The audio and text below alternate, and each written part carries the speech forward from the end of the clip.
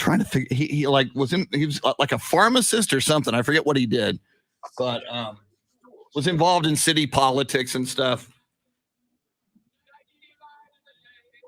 So my sister-in-law's family, the McLeans, have been there forever and ever. So they've probably crossed paths. Her brother Bill Jr. never left there. Now, Chris Duel. Yeah, Monday, baby. We start a new work week, but the football gods have extended the football weekend as they should. We get a Monday night football game on the 4-letter network. So even if you don't have NFL Network, I just let the Doors finish. So even if you don't have the NFL Network, you get it. And kind of an intriguing matchup. The New Orleans Saints tonight at 7, hosting the Jacksonville Jaguars. So each team with intriguing quarterback goings on. Of course, the Jaguars have Sunshine, Trevor Lawrence, and the Saints, that competition between Jameis Winston and Taysom Hill. Coffee hasn't kicked in yet at 6:11. It's the Chris Duel Show with Shannon Salty Sweeney. Her saltiness back from a weekend in Galveston, Texas. How was the weekend, Shannon? It's hot. It's so hot. But you had the Gulf. So if it's hot in Galveston, you just jump in the water. Yeah, it's hot with a breeze, I guess, but it's still very, very hot. It was a good time. Hung out with the grandparents. Rode around the golf cart, because that's how you get around down there. But sweat a lot. So much sweat. Happy to be back in regular air condition. Any community you live in where you get around in a golf cart, that's kind of cool, though. I aspire someday to live somewhere where the way I tool around town or the community or the retirement home, whatever it is in a golf cart. They recently got a new golf cart. Like, they went from electric to gas, and this one has it's a little more souped up. They brought over the same cup holders and they brought over the same speakers, but this one also has in the back seat, I guess there's a cooler underneath the seat, so the seats are higher, and there's only 2 of them, so they don't sit back there, my grandparents. And so when my dad and I were riding back there, we're sitting back there and the speakers are back there, and every time we turn, we hit our head on these speakers. Like, we have some notes. Yeah, that's not good. We have some notes. Massive headache on Saturday morning, that's all I'll say. Oh my gosh. Don't want to ride that again. That doesn't sound see, I mean, to me, on the surface, I knew you were headed to Galveston for the weekend. So it sounds idyllic, but you add the heat and the banging the heads on the speakers, and that's probably not ideal. But that golf cart also they have side panels that come down. Nice. Cooler, or when it's raining, there's those lights underneath the vehicle that can change colors. So it's pretty souped up. And the sound system is nice. It just needs to be rearranged a little bit. Okay, wait a minute. So there's lights underneath the golf cart that can change colors. Is that just for entertainment, to be decorative during Christmas time, or what? So you can choose it to be one color, or you can have it like rotate through all of the colors of the rainbow, and that's what it was doing while we were driving. It was cool. Colors underneath, I guess. I'm all about being colorful. So very, very cool. We got a lot going on in the world of sports. First, though, let's introduce our soundscape stylist wearing his suicidal tendencies t-shirt on a metal manic Monday. The one, the only, the beautiful, the talented. You know him, you love him, you can't get enough of him. Dave Ayler, what is going on? Chris, how you doing today? I'm doing well. As Shannon knows, I'm a little behind schedule. Yeah, the coffee hasn't kicked in. It's hard for me to transition out of the weekend into Monday, but I'll be okay. I hear you. And if you've never been to a retirement community where everybody drives around in golf carts, you can really pimp out these golf carts. Because my parents used to live in one, and they didn't have a pimped out golf cart at all. They had a golf cart, but it wasn't pimped out. You could buy like gold rims to put on it and all kinds of stuff. See, I'm so unhip on the pimped out golf cart scene. It's amazing. I was walking around one time. I go, all these golf carts are pimped out. I go, yours is, and I was telling my parents, like, yours is just all plain. It's like, at what point does it not become a golf cart anymore? Yeah. At what point is that just a car that only goes 30 miles an hour? When you have siding and air conditioning, all that stuff. Gold rims. Yeah. Now, I wonder, though, if you talk about a retirement community, Dave, and golf carts. Now, by definition, the older you get, the worse of a driver you become. I wonder how many collisions happen or are an issue with golf carts in a retirement. I wonder if you need serious collision insurance because elderly people are crashing into each other in golf carts. It wouldn't surprise me because they drive them on the road just like their regular cars. And my parents used to. My parents don't live there anymore, but they used to get pissed off when I called it a retirement community because you didn't have to be retired to live there, but you had to be like 50 years old or something. Yeah. I go, okay, well that's close enough. And everybody's driving golf carts. I go, and if the other thing is if they had 2 golf courses in this community, and if they had to do maintenance on one, they had to shut one down and keep the other one open because if they shut them both down at the same time, you would have had a riot. Because people there, their entire lives revolved around their tee time. Wow, that's the good way to live, man. Yeah, you're tired. You're retired. All you do is golf, right around a pimped out golf cart. My God, they complain about everything, and because I'd sit there and read their little community newsletter, and it was the funniest thing that like people. Okay, well, we're gonna have a vote on if we're going to keep these trees at the entrance of the community. You can vote if you want to keep the trees or get rid of the trees or replace the trees with something else. I go, just make up your mind. Just make up your mind. You're going to be a fun elderly guy. You'll be the cantankerous guy at the retirement community. You'll be the guy who slams everybody. I'll just be sitting there. I go, don't you people have better things to do with your time than worry about all this crap? And you'll be cranking a lot of heavy metal music out of your golf cart with your pimped out speakers. Maybe some suicidal tendencies. There you go. All right. Well, Shannon, the dream matchup for the Super Bowl for me, which I know is not going to happen this year and may never happen in my lifetime, but I can dream over the weekend. In fact, Saturday night, the Houston Texans and the Dallas Cowboys go after it. And tied going into the fourth quarter, 14-14. But the Dallas Cowboys had Ben DiNucci at quarterback. DiNucci with not 1, not 2, but 3 interceptions. Ben DiNucci, although, as I say that, I got to balance it. No touchdowns for DiNucci, but you throw 3 interceptions and you still go 14 out of 19. So 17 of his 19 passes were caught by somebody. Only 3 of those, though, were caught by the Houston Texans. First things first. So anyway, Texans get a couple of field goals in the fourth quarter to take the 20-14 lead with about 2 minutes left. DiNucci gets the ball and throws an interception. And the game ends 20-14. Texans. Now, we should say this while we can. The undefeated Houston Texans defeated the winless Dallas Cowboys. Texans 2-0, Cowboys 0-3 in preseason, 20-14.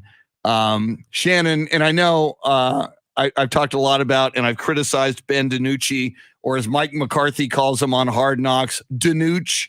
But when you throw 3 interceptions in a half against the 2s, the 3s, and the 4s of the Houston Texans. This was not the starters from the Tampa Bay Buccaneers, and you threw 3 picks.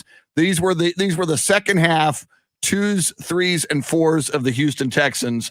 I don't know when the next big cutdown date is in the NFL, but I would be wary of a knock on my door if I'm Ben DiNucci. Yeah, I don't know. I mean, I didn't think DiNucci would hang on to begin with, and I think he's just showing us more and more. But with that admiration that Mike McCarthy has for him, I don't know if it'll be this week on Hard Knocks or next week on Hard Knocks that we see him go, because there's after this performance, there's no way you can keep him on your roster.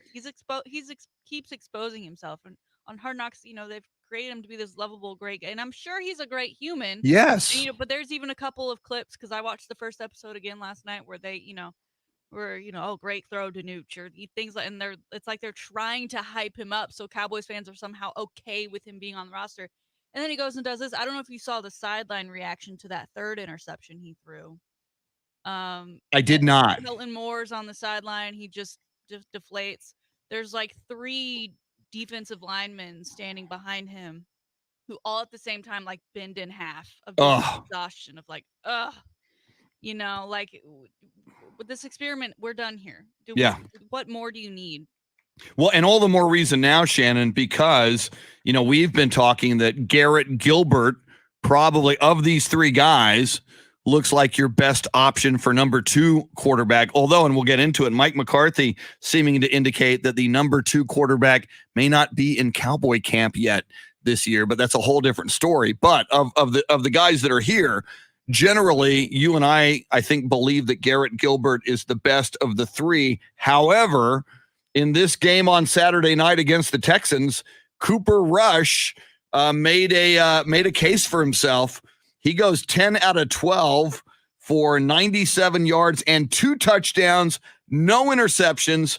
His quarterback rating of 139.9 is the best quarterback rating of all 6 quarterbacks on both teams, being Cooper Rush, Ben DiNucci, Garrett Gilbert for the Cowboys, Davis Mills, Jeff Driscoll, and Tyrod Taylor for the Texans.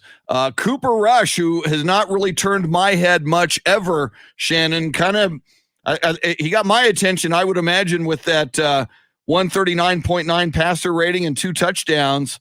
I think I think the Cowboys feel probably, if they're going to carry 3 quarterbacks, and maybe one's on the practice squad and you got one suited up behind Dak, if they're going to carry 3 quarterbacks, I think they probably now feel a little better about carrying Cooper Rush and Garrett Gilbert behind Dak Prescott and maybe saying adios amigo to DiNucci. I still hang on to the fact that Cooper Rush's nickname is Cooper Rush to turn it over. And for the same reason, we are going to hammer on DiNucci for throwing 3 interceptions to the second and third stringers Of the worst team in the league, perhaps. I will give that same credit because I like to be fair to Cooper Rush. Mm-hmm. So I'm not super impressed that you threw 2 touchdowns on what could potentially be the worst team in the league and their 2 and third stringers. That's what DiNucci. So yes, you're much better than Ben DiNucci. There's no question there. But I'm not going to be offended if they let him go. Oh yeah, fight for him to stay either if we can bring somebody else in. Yeah, well, and I think you look at the 49ers situation, and the Niners played last night, where you've got Trey Lance, a very viable up-and-comer, probably your future at quarterback, but you've also got Jimmy Garoppolo. So, the Niners are a team with a lot of talent on both sides of the ball. Speaking of both sides of the ball, we will get to the Cowboys defense in a little bit. Lots to talk about there and a lot of good signs against the Texans and thus far this preseason from that Cowboys defense. But Shannon, this is a multi-million-dollar, and in the case of the Dallas Cowboys, billion-dollar business. And I truly believe you have got to have a very good quarterback as a backup quarterback. And I think the way to go in this league, more and more, I think we're realizing quarterback in the NFL may be the toughest position to be very good at in all of sports, including baseball, including basketball, including hockey, name your sport. It's just every year there's hundreds of quarterbacks in Division I college football. Of those, only a few get to NFL training camps, and of those, only a few ever become elite NFL quarterbacks, maybe the top 5 quarterbacks in the league. And I'm not saying, and you can't have an elite quarterback as your backup quarterback, but you can have a very, very good veteran as your backup quarterback. Hell, Mitchell Trubisky came in and punked for your Buffalo Bills, punked the Chicago Bears last night. So, I mean, even as much maligned as Mitchell Trubisky has been, I credit the Buffalo Bills for having a veteran quarterback who's taken lots of snaps and read a lot of defenses and has, let's be honest, won a lot of games in the NFL in Mitchell Trubisky. People hear his name, they go, he's the idiot that the Bears chose when they could have taken Patrick Mahomes. Well, okay, as a starter, maybe you don't want him, but as a backup, he's better than Cooper Rush or Garrett Gilbert, if you ask me. Yeah, I mean, there's a reason colleges sign multiple 4- and 5-star guys at that position, and then they create quarterback competition. I mean, look at Texas right now. It's a good problem to have. It's not a bad problem to have. If you're those 2 kids, it's probably a lot of extra stress, but it's not a bad problem to have if you're a fan of that organization, because one goes out, you feel good about another one coming in, or it's just not working that day, or whatever the scheme needs to be. And then in the NFL, obviously, you start adding dollar signs, and quarterbacks are very expensive, especially if they're decent. And when you pay your starting quarterback wads and wads of cash, you can't always afford a guy who is going to be like that vet or something. And, they tried the Andy Dalton experience last year, didn't really pan out. Some of that too, just the fact that he's Andy Dalton. The rest, things he couldn't control, getting a concussion, getting COVID. Mm-hmm. But we do see just how important. I mean, look at when the Eagles had their Super Bowl run, how important and necessary. I mean, the guy, Oh God, Nick yes. Foles ended up being the MVP of the Super Bowl. Mm-hmm. And it's not like he only played that one game. He took them through the playoffs. Great example. He deserves all of the shine, and so that's why he still finds himself on a team even as a third stringer right now with the Bears. Yeah. There you have it. Yeah. So I'd feel more comfortable if we had a guy like that on the Cowboys, but it's not where we are. But the Bears are, and their fans are starting to feel like Andy Dalton should be the backup. They want Justin Fields. They're chanting Justin Fields' name. Yes. And Justin's not happy about it. When we will see, yeah, and we'll get into that. That's a big story as well. We will get into as well the Cowboys defense. Even Mike McCarthy said in post game, in his NFL career, he's never seen. I know it's the third preseason game, and I know it was the Texans, but he says he's never seen a defense make a leap to go from where they were to where they are now in just one season. Even though Dan Quinn was out with a COVID scare over the weekend and was not on site to be defensive coordinator for the Cowboys. The Cowboys gave up 20 points to the Texans, including a DiNucci pick six. So remove the DiNucci pick six, and the Cowboys gave up 13 points. Now, as we said, it's the Texans, I know, but if you can, so let's say you gave up 13 to the Texans in preseason, maybe what if you gave up like 25 to the Bucks, maybe? If you can hold teams at 25, 26, 27 and score 30 with that Cowboys offense, which we haven't even seen yet with all of its toys, I don't know, man. This our dream has been for this defense to ascend from god-awful to average or mediocre, and maybe they're well on their way to a mediocre defense, which might win the NFC East for the Cowboys. All right, coming up, it's your high five play of the day. It's got a burnt orange feel to it, and it feels good, and I think you're going to like it. So much going on this morning. All the NFL action. The 28th man in Major League Baseball history has hit 500 home runs. We will talk about that. We'll talk Houston Astros and their race to win the AL West and get into the postseason. We're moving into the dog days of summer and not that far now from September, which will be the big month leading us toward the postseason in Major League Baseball. Salty Shakedown, sports history, sports birthdays. Andy Everett, the voice of UTSA Athletics. We'll talk all kinds of sports with Andy. Andy, the NBA schedule there for the Spurs schedule is out. My God, we got so much to talk about on a Monday morning after a big sports weekend. She is the salty one, Shannon Salty Sweeney. Dave Ayler on a Metal Monday with his Suicidal Tendencies t-shirt, making your soundscape rock.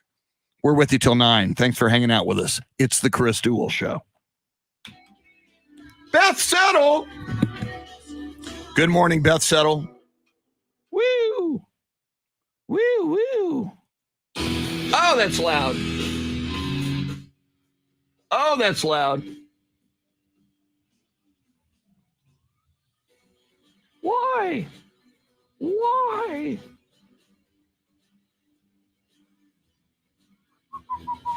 Okay, where is that?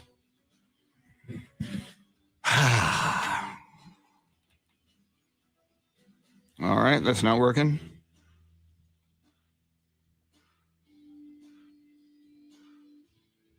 Try again.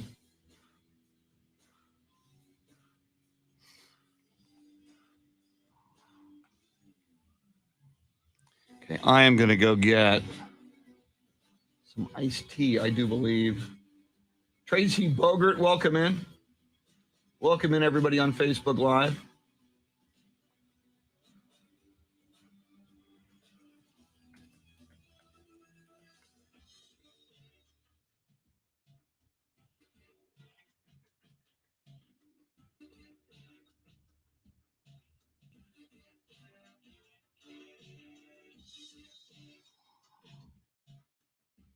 All right. Dave Ayler is in here. Dave Ayler is in here and he's over there. He's here, there, and everywhere, which is a great Beatles tune. I need that. I'll be back in a sec. Woo!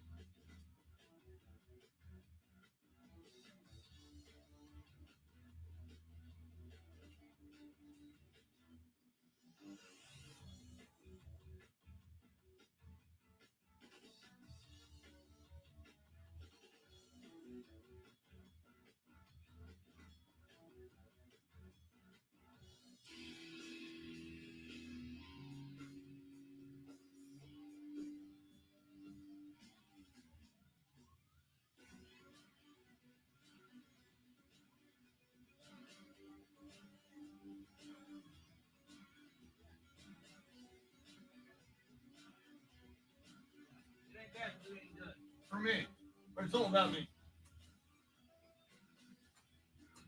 All right.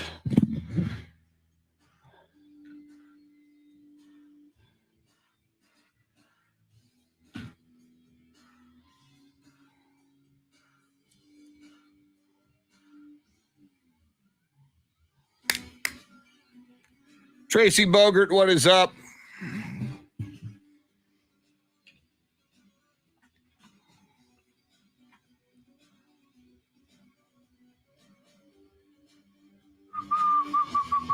Steve Duraco in here. Good morning, Steve Duraco. The human element.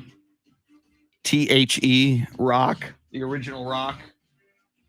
The original Italian stallion. Co-founder of the San Antonio Polar Bear Club. Hector Gomez. Hector Gomez building a 60-foot Sonny Melendrez statue. See his GoFundMe page. It'll be out in front of Central Catholic High School. I hope to be there at the ribbon cutting. Luisa Alanis, Ralph Balderas, Jason Paniagua. Buenos dias.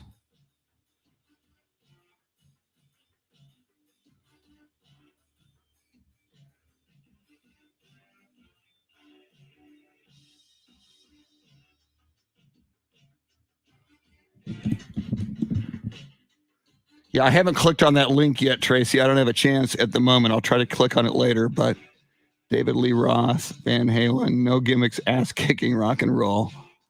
I need not say more. Thank you, sir.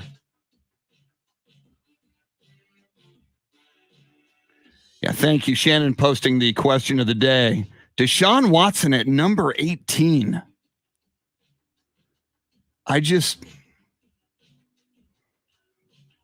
That just seems a little high to me.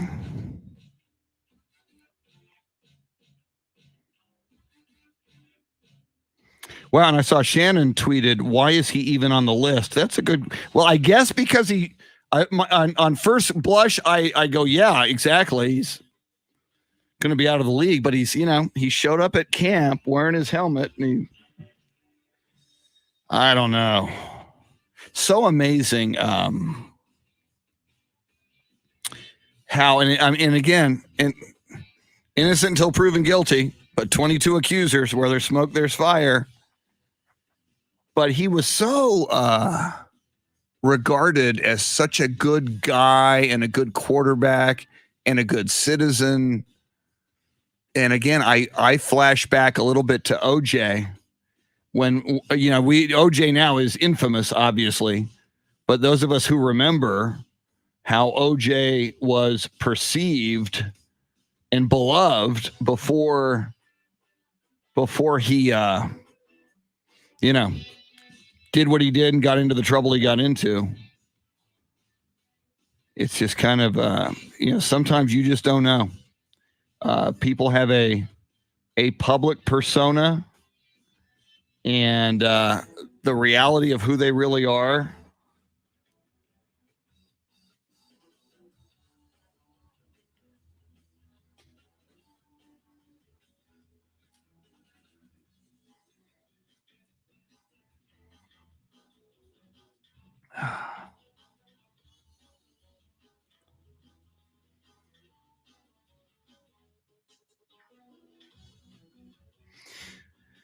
And now that's voted on by the players, but again, it makes you wonder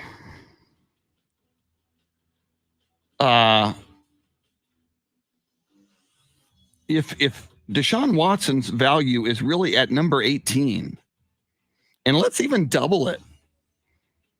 If he's number 36 of all the players in the league, then he's still however he gets through this stuff, that makes him a very valuable commodity as a player in the NFL. Here we come.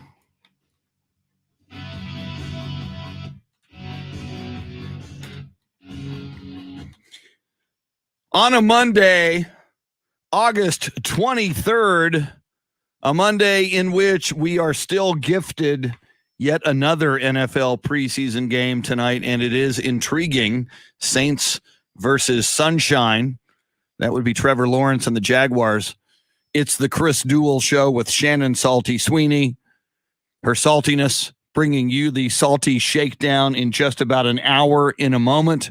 The high five play of the day. Dave Ayler is your soundscape stylist. You are invited to join us always. Phone lines are open to you. You want to jump in here? You want to talk some Cowboys? You want to talk some Danuch? You want to talk about that Cowboy defense? We will get into the Houston Texans as well. Deshaun Watson, who was nowhere to be seen in Arlington, Texas on Saturday night, but according to NFL players, he is the number 18 player in the league in the top 100.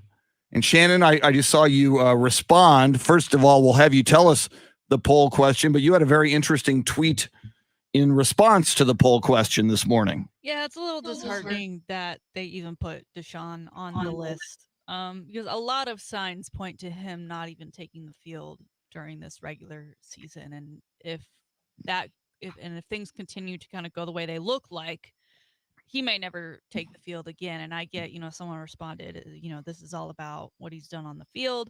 And yes, but they do these lists to get people talking and to get people interested. And a lot of people use it for their fantasy drafts, right? They want to get a team that is as close to within the top 100 as they can for each position. And so ranking him that high, don't be the idiot who takes Deshaun Watson as your first QB. He's a backup QB right now with the hopes that maybe he ends up and then he could maybe be your QB1. Like, the fact that they put him on here, just I'm sure there was much debate about it with NFL Network or whoever came out with this list, but even still, I don't know that he deserves that recognition, especially given what it is he's going through right now. Yeah, a couple of things. Number one, because he did show up to camp, and we saw that footage of him, wearing his helmet, and apparently, according to the Texans, he's he's participating in meetings and stuff, and actually being helpful to the other quarterbacks. Had they totally left him off, that might be odd. That might even generate more buzz had they left him off. I mean, I would have expected NFL's top 100 players. I would have expected he comes in at like 89, 79, certainly not 18. But my goodness. And then the other thing I saw, somebody posted last night, I did not see the reveal on the NFL Network. When they reveal each player, they do a little video package on him showing highlights and music underneath it and narration. And it was really kind of fascinating because they were praising the things he can do on the field, but they kept referring to everything off the field regarding Deshaun Watson remains a mystery. I think the term mystery was used a couple of times. I don't know what you're talking about. Yeah, it was so weird. And so, like the Texans haven't been using him in any of their promo package or whatever. So why should you? I feel like if the team itself is not using him for any promotional purposes, for any whatever, then you shouldn't be using him either. Yeah. Dims the rules. Just made them, but dims the rules. I kind of like it. Again, though, someone might argue innocent until proven guilty, and technically he's still an active player until that status changes. So we will see. So before the high five play of the day, Shannon, what officially is our poll question this morning? Yes, NFL players have voted Texans QB Deshaun Watson as the number 18th player in the league. Of the league's top 100, his 18 ranking is, and we have about right, too high or too low. I created a fourth option of he shouldn't even be on it at all because given the current situation. But right now, people are actually voting about right with 44%, 33% saying too high, and 22% saying too low. I like your fourth option. We might have to go in there here at the top of the hour and just revamp that poll question that he shouldn't even be on the list. That's I would be interested to see, and anybody listening who's already voted after 7:00, go take a look again if you want to revote.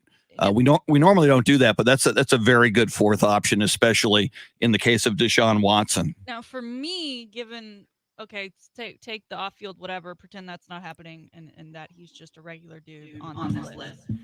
It's almost hard to say he should be that high given the team that he's working with. Because the team as a whole, they're not really riding on their quarterback right now. Like, they have a lot of issues they need to figure out. So do you give him that, by ranking him that high, that to me says he can change everything for this team that is awful. And I don't know that he can do that. Well, but if the whole team's awful, I think of players like, Megatron, Calvin Johnson when he was a Detroit Lion. Most people believe that, God, he was one of the best wide receivers, but on a god-awful team. I mean, we can name a lot of Detroit Lions like Barry Sanders back in the day, and, most recently Matthew Stafford, who's now an LA Rams. So, yeah, I think, and again, this is voted on by the players, which is kind of interesting. When you say you can argue nobody knows like the players how to rank other players. But, over the years, Walter Payton early on, the Bears were bad before they became great under Ditka with those 85 Bears who were one of the best teams ever. So I can understand the argument that a really great player can sadly be on a really bad team. So maybe that's what went into this to some extent. Fair. All right. It's again, this is why we love talking sports. It's a great debate. But I to be honest, and I currently voted, and we'll revamp this poll here at the top of the hour. I said that's too high because I think he's like 79-ish. And I even said during the break, if his value really is the 18th best player in the NFL, and I'll even double that in case it's inflated. Let's 18 times 2, 36. If he's the 36th best player in the NFL right now, my God, no, if he would just, and it's going to cost him a lot of money, but he can make a lot of money because he's a quarterback in the NFL. He should settle with all 22 of these accusers. It's like, all right, $1 million for each of you. That's $22 million. He should get into therapy. He should hire someone to be with him, and the Texans or whatever his next team is should at all times. He should sign a contract with an NFL team. I will never have a female masseuse again. Only dudes will give me massages. Not that he might not be a predator when it comes to dudes, but I mean, if he's that good, and he's good, I mean, he's in the top 100. But 18, my God! All right, we are long overdue for the high five play of the day. Let's transition from Deshaun Watson and all of his luggage to the high five play of the day. I think you're going to like this one. Yes. Yeah. This one goes out to the Texas fans and everyone in the Austin area. It's been 2 years since we lost Cedric Benson. It's still a very hard one to swallow. So he and his family are getting the high five today, brought to you by High Five. And it's Monday, so go get out to High Five and get a $5 specialty burger. They are delicious.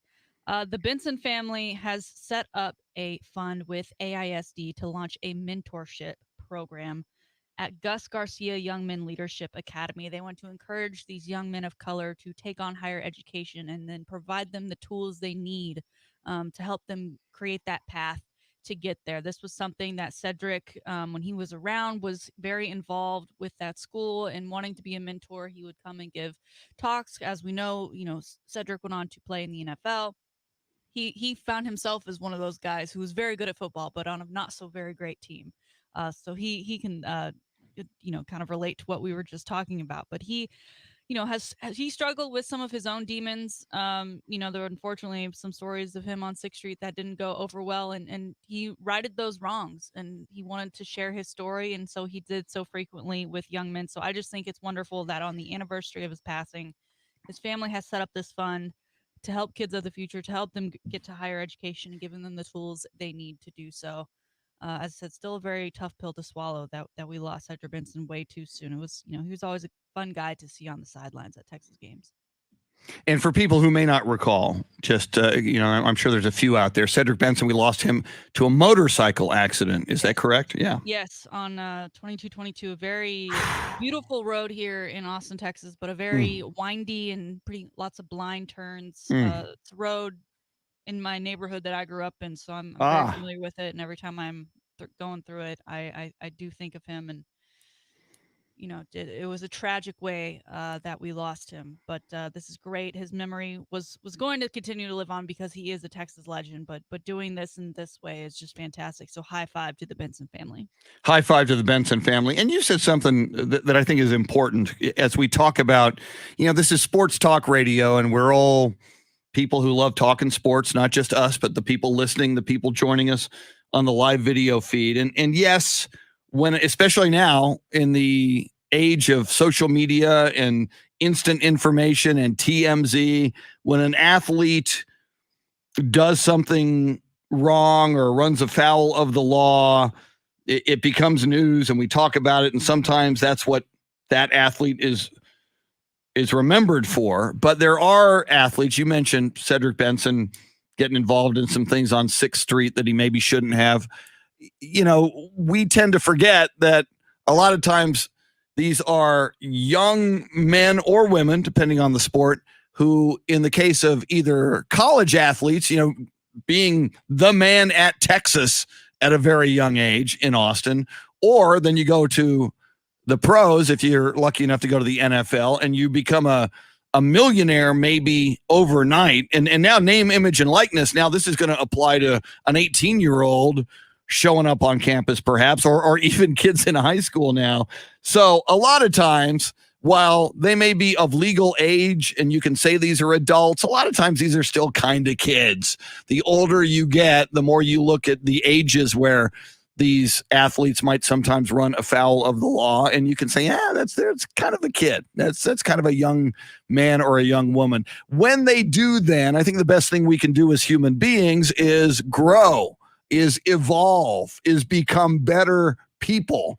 And clearly, Cedric Benson did this. I also think of Thomas Hollywood Henderson of the Cowboys, who was abusive, who to women at one point in his young life had a major cocaine and substance problem, and completely and lives in Austin now. Could be listening now for all we know. And I want to get him on the show. We'll work to get Thomas Hollywood Henderson on the show now. Now he's been sober for over 30 years. Maybe it's been 35 years. Now he helps people in recovery. Now he's an inspiration to people who are having a hard time. He can say, I hit rock bottom. He wound up in prison for a number of years, and now he's got a wonderful life. He's done things for kids in the Austin area, and he is a symbol of inspiration and hope for people who are having difficulty with substances in particular in their lives. So I totally agree, Shannon, and this is why I love the high five play of the day.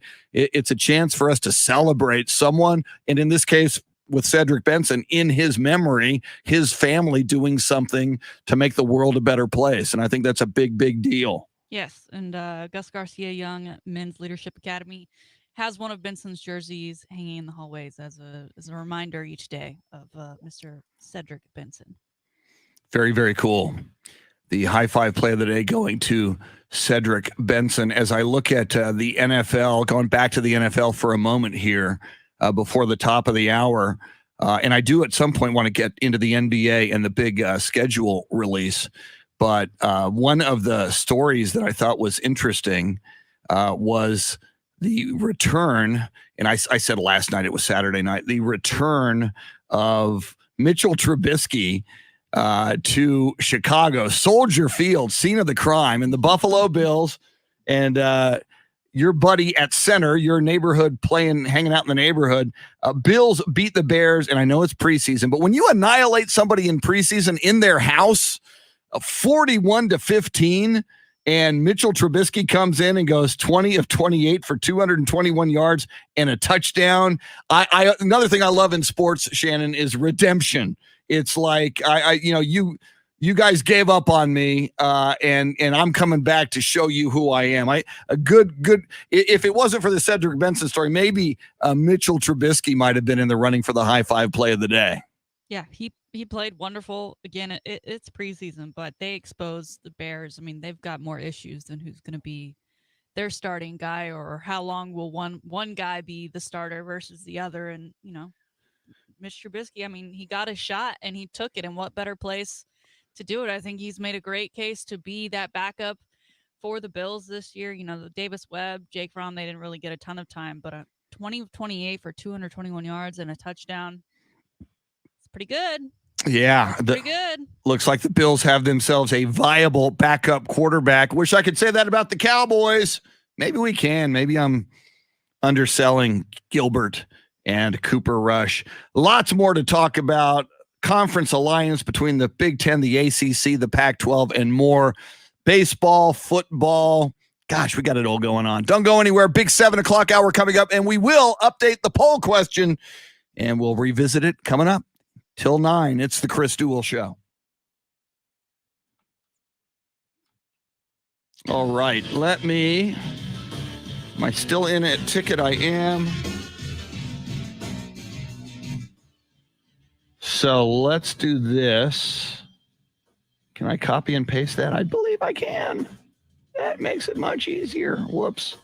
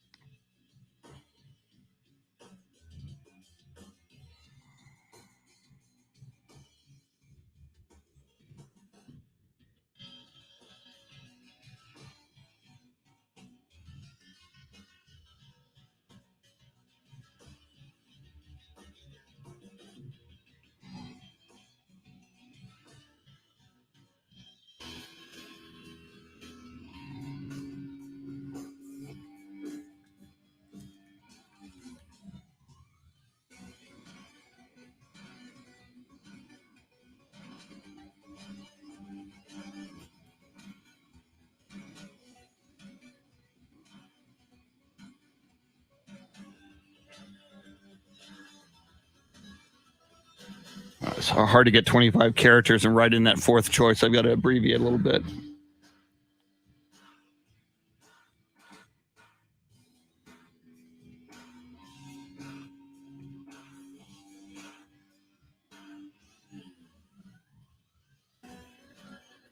All right, now.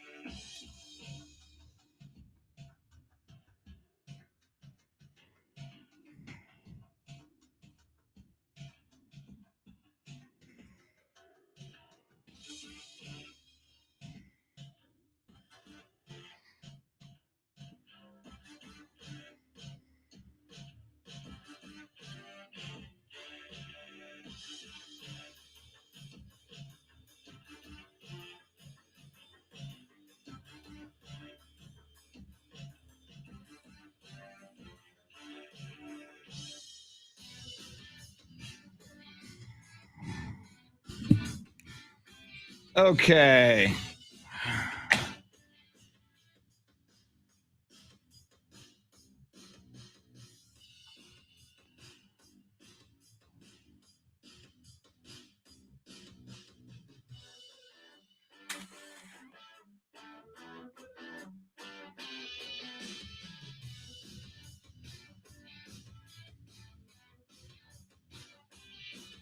Nope.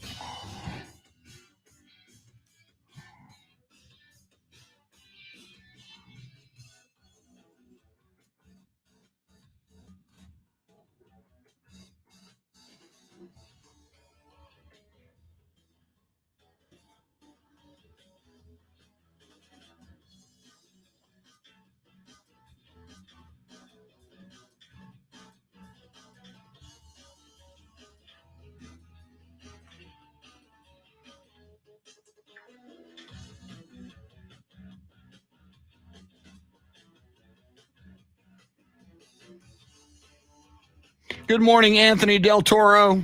Welcome in.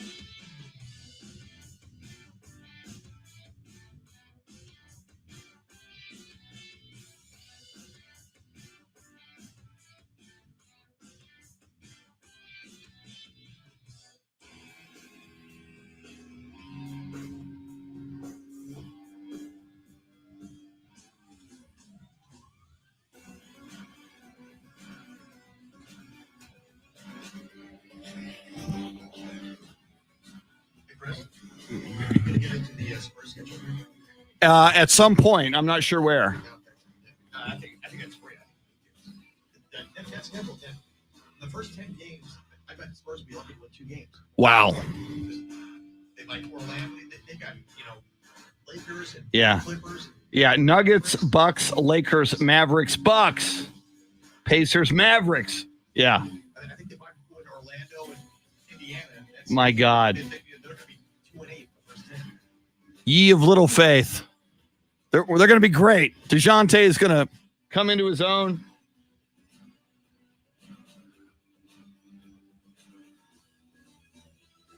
I saw that. I go, man, that even the first half of the season is a pretty tough schedule.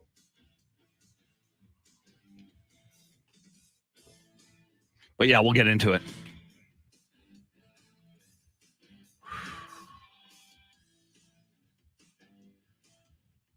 Jason says Bucks 2X. Is you saying Bucks are going to win 2 championships back to back? Jason, I don't know, man. Lakers look stacked. Brooklyn looks stacked, barring injury. Bucks are very good, obviously. Yeah, I heard somebody say they have the second hardest schedule yet, and I know that's based on the data we have now, Jason, but we don't know how everybody's going to play. Jorge over the weekend, the Astros, they lost yesterday in 11 innings, but they took 2 out of 3 over Seattle, and Meatloaf says 2 out of 3 ain't bad. And over the weekend, they picked up a game on the Oakland A's. So their lead over the Oakland A's is now 3.5 games, which is nicer than the 2.5.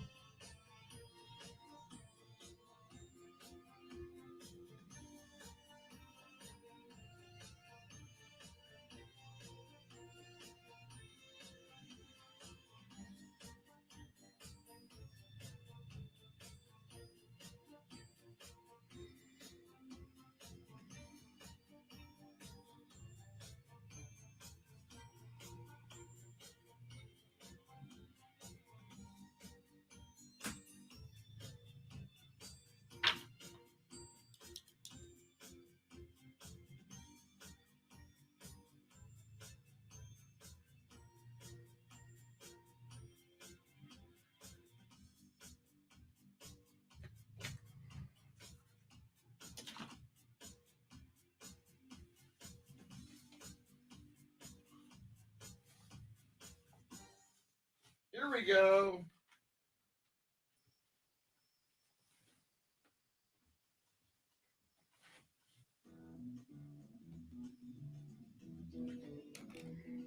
This is the Chris Duel Show.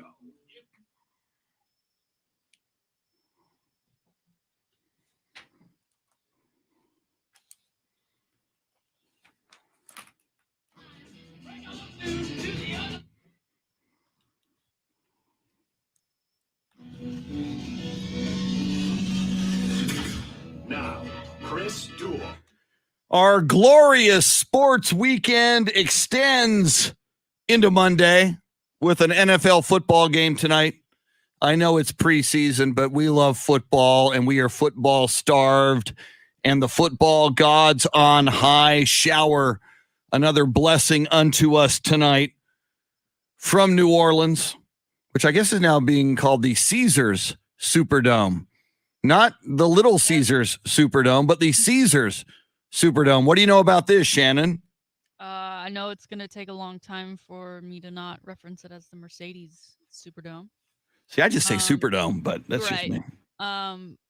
But it is, you know, we talked a weeks ago about Arizona. They're going to have sports books within their stadium come 2022, and then Jay-Z has partnered with the head of Fanatics to look to bring sports books to New York inside stadiums and arenas there. So I think this is just kind of another step in, you know, gambling being more welcomed, and also the NFL kind of relaxing, you know, their protocols, because now that, I mean, you literally have the name of one of the most famous stadiums in the league is now just has Caesars plastered on top of it. Yeah, and to be clear, that is Caesar's Palace, not Little Caesars, the pizza.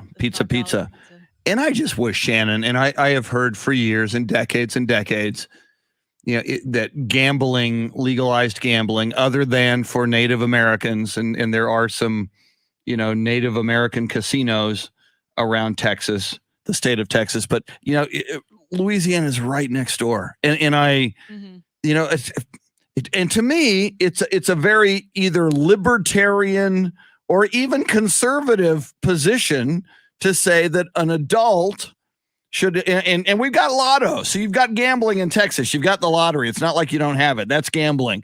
But so I think an adult, and I know some people have gambling addiction, so, you know, get that addressed if you've got the issue. But an adult should have the option, if he or she so chooses, at a sports venue to gamble on that game.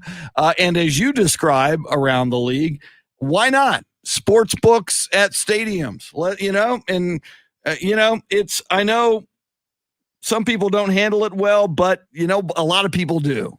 And some people don't handle food well, and some people eat too much and they get fat, and some people don't handle alcohol too well and they drink too much and they get drunk, and God forbid, and when wherever we can, we've got to keep them off the roads. I get it, but I just you know, I'm seeing all these other states have it, and seeing Louisiana have it right next door, and not to mention another conservative position is that's a lot of revenue going to other states that could be coming here to Texas. That's all I'm saying.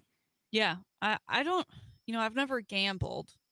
We had Benny Bash on prior to the Super Bowl, and so I got on FanDuel and did the free event, and I won $7. But I didn't risk any of my own money in the process.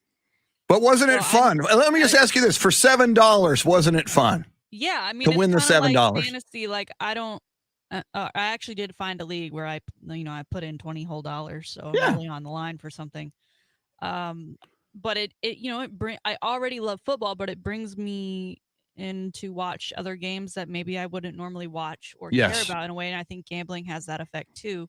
I'm interested in myself to see what kind of risk, if at all, I would take, because I don't have a lot of, you know, just extra income lying around. Yeah.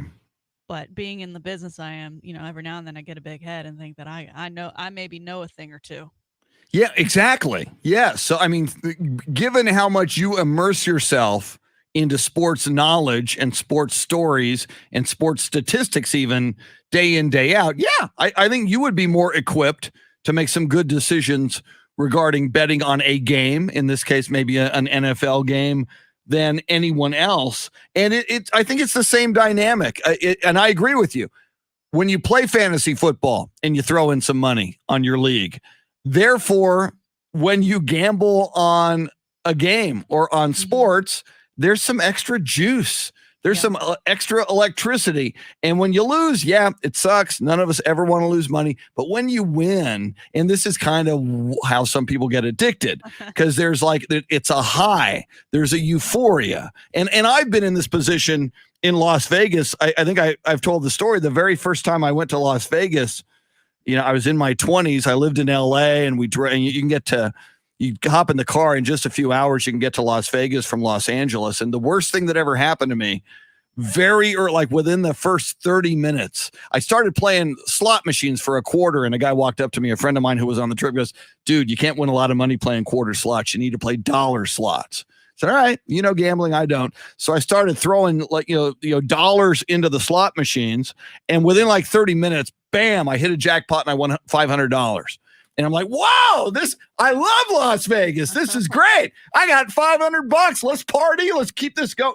And so within about the next 30 minutes, I lost that $500. I was like, well, I can do this again. This is easy. And but before the 3-day weekend I was broke. And I was so broke on the way back in the middle of the desert, driving back to Los Angeles, we pulled into a convenience store. We were thirsty and we were digging through the seats of the car to try to find some coins so we could collectively buy a soft drink to drink. So I have personally felt the dynamic of the euphoria of gambling, believing that you're lucky and this is your lucky day. And even though you lost everything, I can get it back. Let me go to the ATM. I can get it back. So yes, it's addictive. It's scary, but Shannon, we're adults. And adults should have the option. Adults should know all the rules. Adults should know what can go wrong and how bad it can get if you're stupid. And I was stupid, but adults should also have the option. I mean, we have bingo halls. I've been. They're greasy and dirty and old school, but See, but that's what's so weird. Bingo is okay. Bingo's legal. Lotto's legal. It's legal to go to a casino on a Native American reservation in Texas. And Jason Garcia in here. Oklahoma and New Mexico have gambling. So yeah, every state that borders us. Louisiana, gamble. Oklahoma, gamble. New Mexico, gamble. Not Texas. It's just weird to me that there's such an aversion to it by the powers that be in the great state of Texas. I mean, I've been to London a couple times, and we always stay in the West End, and very close to that area. Almost every corner there's a casino of some sort. You just walk right in. It's not like it's a convenience store almost. They're just there, and that's a huge culture shock as well. I don't know if it's the same, and I've been to Vegas once, and obviously I was on the Strip, so there's gambling everywhere. But I don't know. I've been to New Orleans and been in Haruska's, or not Haruska. What was it called? Not Haruska. That's the place on the way to Galveston that I just stopped at. The main I think it starts with an H, but the main gambling. Harrah's. Yes. Yeah. But that you had to find that. It's not like on every street corner there's gambling. It'd be interesting to see if Texas ever does it, how they do it. Because I agree. I mean, you could bring a lot of people in, even if you just had it in the Dallas and the Houston and the San Antonio and the Austin areas. Bring those small town people in who want a night of fun. Yeah. Lottery. And the argument has always been, when I was growing up in Texas, and you only had gambling in Vegas and Atlantic City, essentially, and nowhere else. And the argument always was, if you bring in gambling, that's going to bring in a criminal element. That's going to bring in the mafia, organized crime. That's going to bring in prostitution. That's going to bring in drug. It's going to be, people are not going to be going to church on a Sunday morning because they'll all be gambling. And again, as state after state after state after state, and granted, I think Texas is it's the best state in the union. I think it's a much better state than any of the states that border us, Louisiana, Oklahoma, New Mexico. But those states have not gone into utter Sodom and Gomorrah decadence and hell because they now have legalized gambling in Louisiana, Oklahoma, New Mexico, and many more states across the country. What we are doing is we're losing revenue as a state, and Vegas continues to take our Texans who will hop on Southwest Airlines and go gamble in Vegas. Granted, they got great shows, but and you mentioned Dallas, Houston, Austin, San Antonio. If we could have some casinos, we could have a little bit of Vegas right here in these towns in Texas. And I don't think that's so bad. Yeah. It's funny you mentioned like the crime and stuff. I feel like people that they've evolved into other businesses. That's Yeah, the gambling thing is too. That's been there, done that. Yeah. They've moved on. We're not asking for like random bookies to be on the street. I mean, we can control it. True. Right. Well, and now in the the smartphone era, if you're smart at all, now granted, officially and legally in Texas, you're not supposed to gamble on your iPhone, but I mean, you can certainly find sites and gamble if you want to gamble. And I think, as the population becomes more sophisticated about what they can do with their tech and their smartphones, I think all of those arguments become less of an issue. But all right, how did we get on gambling? I didn't expect to get on gambling this morning, but the Superdome. That's it, the Superdome. So yeah, and anyway, so that'll be the scene of the crime tonight. The New Orleans Saints hosting the Jacksonville Jaguars. I know, Shannon, another story. Just speaking of, and again, this was in a similar way. I think this leads into the story about student athletes and name, image, and likeness and brand licensing. Is the argument the NCAA made all these years was, wow, if you start paying these players, it's going to destroy the game. It's going to destroy amateurism. And again, some are still making this argument right now because we're in the dawn of name, image, and likeness. And maybe this is true. They're saying, oh, your big brands, your Texases, your Alabamas, your Ohio States, your USCs, they're gonna get the best players. Nobody's gonna want to go to Missouri or Iowa State when you can go to a Texas and really cash in on a big brand. And again, that's the current argument. The NCAA, even for decades and decades and decades, fought tooth and nail to keep student athletes from getting paid anything. And they would sanction the hell out of an athlete or a program if there was any kind of autograph signing or anything like that where the student athlete made some money.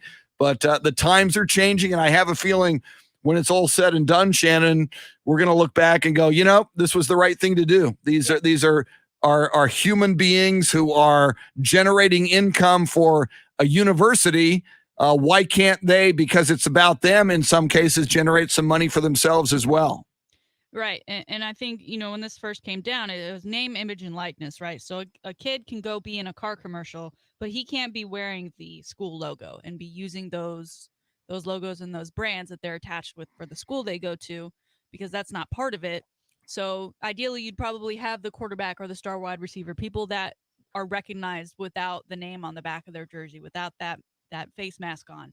But Texas did announce on Friday going into the weekend that they had partnered with Brand R Group, and they're launching a group licensing for Texas student athletes, meaning you can now go into the co-op and they will sell jerseys with the names on the back of them, and that kid will get a cut. Nice. They create a bobblehead of that kid and sell it. That kid will get a cut. So there are ways to make money. If more schools do this, I think that helps those smaller schools, right, that are trying to get those 3-star athletes that maybe they want to play for the bigger brand, but maybe if there's a deal like this going on at the smaller school, if I can be the star player at the smaller school, if I'm going to be the star quarterback at this smaller school versus a second or third stringer who might not get the playing time, and they're willing to sell my jersey, there's thousands of fans that might buy my jersey. That's a cut of money. I may not get any endorsements. It's a great point. Quarterback over at the University of Texas, maybe I want to go elsewhere. I think a lot of schools will start, releasing stuff like this. And I'm also interested on whether or not it'll mean that if a student partners with someone outside of the university, if they can then have the discussion of, well, if I wear the brand, they want me to wear a Longhorn, whatever. Does that mean the university is going to be getting a cut? And then the university would obviously have to agree to partner with that. It's still a lot. We're like you said, we're in the birth of it, and football season hasn't even started. I'm sure, as many announcements as we've gotten right now, I'm sure it's only going to start ramping up as we get into the season and as names and players start to emerge as the stars of their programs. But I thought this was a great announcement. It's great for kids. I have one Texas football jersey. It's number 8, Shipley. Obviously, when you only have one. You're such a Longhorn freak. I can't believe you don't have a closet full of jerseys. I have one, and I bought it at half off. It was half off because it was in between Jordan and Jackson. So, and they were both number 8. But my point is, at that time they were selling 12 and 8, and you knew who those were. You knew that was McCoy and Shipley, but they couldn't have the back, they couldn't have the names on the back of the jerseys. And now they'll get to have that, and that'll, I think that'll be really great. I mean, I had a Ricky Williams jersey growing up. I obviously grew out of that, but it didn't have his name on it. I would have rather one have his name on it, so kids at school would stop asking me, "What jersey are you wearing?" Well, and what you just described, Shannon. Can't you read? Yeah, exactly. But it's absolute common sense. So the Longhorns, if they put a jersey and sell it at the university co-op or wherever online, and put the kid's name on the back, it's Texas gets this amount of money. The student athlete gets a cut. You mentioned bobbleheads as well. And again, that's common sense. That's equitable. That, granted, Texas as a brand is the engine. It's the behemoth. It's one of the biggest brands in all of sports, not just college sports. So they're obviously going to make money doing whatever they do, but it's only right to whatever percentage has been determined that player gets something from the sale of those products. So we're moving toward, what I like about this, we're moving toward a more equitable setup regarding student athletes, whereas for decades and decades and decades, I mean, it was, it was so unfair that these adult aged men and women would come in and work hard. And I know the big argument was, hey man, you're getting a scholarship to one of the best universities ever, or wherever you're going, you're getting a scholarship to a major Division I university. That is a big deal, and I get it. But in this case, the university making money off a jersey because it's that student athlete who wears that jersey, and consumers and fans and alums want to buy that jersey. Yeah, whoever made that number special in people's hearts and minds should be getting a cut. And now, as you describe at Texas, they will. Yeah, and this is also, it's a completely voluntary program, so students could say, no, I don't know why they would, but they can say no. I'm curious if they can bring back the Colt and the Shipley jerseys, right? And put those older names that people would still buy and wear. Oh God, yes. Those jerseys. And then for people wondering, like, well, what is this group that they partner with to do this? The Brand R group also works with the NFL, NBA, and MLB's Player Association. So they know what they're doing. Yeah. It's not just some random business that they've said we're going to work with to help this get along. They know exactly what they're doing here. I mean, these kids had their logos ready to go the second this was released. Texas has had everything ready and rolling, and I don't know why you wouldn't want to come here. Just saying. And you bring up, I didn't even think about that. Throwback jerseys, a Vince Young jersey, a Ricky Williams jersey, limited edition releases, an Earl Campbell jersey, and yes, those guys or their heirs, if those guys are, at any time are no longer with us. Yeah. You mentioned Cedric Benson. Like yes. Young, maybe you'd say, hey, whoever buys the jersey, instead of me taking my cut, it's going to be donated. Oh, and I'll sign the jersey. I don't know. But I love that it opens the doors this way. So far, things are going okay. I don't feel like anyone's crossed the line yet. No. NIL. But I am still in, what's it been, like a month, 6 weeks since it became official? Beginning of July. Yeah, and became the law of the land. And I mean, it's moved so swiftly on so many levels. And in some cases, we've done stories on where it's really, really helping and creating a benefit to players who otherwise would not have had the opportunity. I do want to pick up on one other point you made. You made a great point. Whereas if a player is thinking, okay, I can go to Texas and there'd be a three-way competition at quarterback at Texas. However, what if I went to Texas State in San Marcos? Or what if I went to a program like Marshall that has a huge following, but is a small, I mean, if it's all about making some money, and I know it is, I mean, if you're at that level, certainly you have NFL aspirations, but that could even help you as well. If you think the competition at quarterback might, inhibit you at Texas, and I know we have the transfer portal, and that's a whole nother animal that is part of this equation. But yeah, if you are very savvy and can select a school and a rabid fan base, you could go there and not only demonstrate that you are, the top dog at quarterback and therefore make it a launching pad to the NFL, but you can also make a lot of coin along the way that you might not make somewhere else. I mean, I think of March Madness. I mean, I know we're talking football now, but I think of March Madness where you have these smaller Cinderella schools come in and a guy stands out.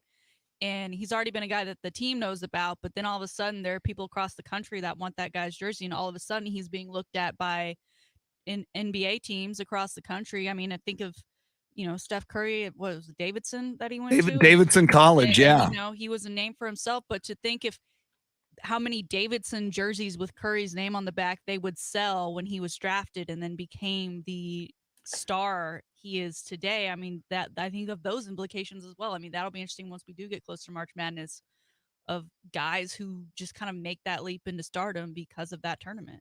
Yeah, I'm forgetting the name of the high school, but Kobe Bryant, I remember seeing people, Upper Marion, I think. Yeah, Lower Marion. I'm sorry, don't confuse my upper and my lower. Lower Marion High School in Pennsylvania. I remember when Kobe was playing in the NBA, I'd go to Spurs games at the AT&T Center. I'd see people showing up with Lower Marion High School jerseys. And think about that as well when you do that right for the high school. We're talking about name, image, and likeness and money that can be made for the players, and it should, but also an opportunity for the high schools as well to start marketing. When you get a Kobe Bryant, when you get a Steph Curry, when you get a phenom, when you get I don't know where LeBron James kid, I don't know the name of the place in Los Angeles where he's playing, but that's probably going to be a hot jersey as well. All right, speaking of hot, Shannon's salty shakedown is always sizzling and extra salty, especially on a Monday morning. You don't want to miss it. You are moments away. It is next. Before that, we will get you caught up on this day in sports history, sports birthdays, and more. Lots and lots going on in the world of sports, and we will get to it. Major League Baseball, Astros took 2 out of 3 over Seattle over the weekend, and they actually picked up a game on the Oakland A's, extending their lead in the AL West to 3.5 games over the A's. So that's some good news. We'll talk little Astros baseball as well. And we will get to it. The 28th player in Major League Baseball history has now hit 500 home runs. That was your baseball big headline over the weekend. The new man in the 500 home run club. We'll talk about that as well. Dave Ayler, your soundscape stylist. You can join us on the phone lines at 800-707-9760 or access the live video feed via Facebook, via YouTube, via Twitch. Lots coming at you. Thanks for hanging out with us on a Monday. It's the Chris Duel Show.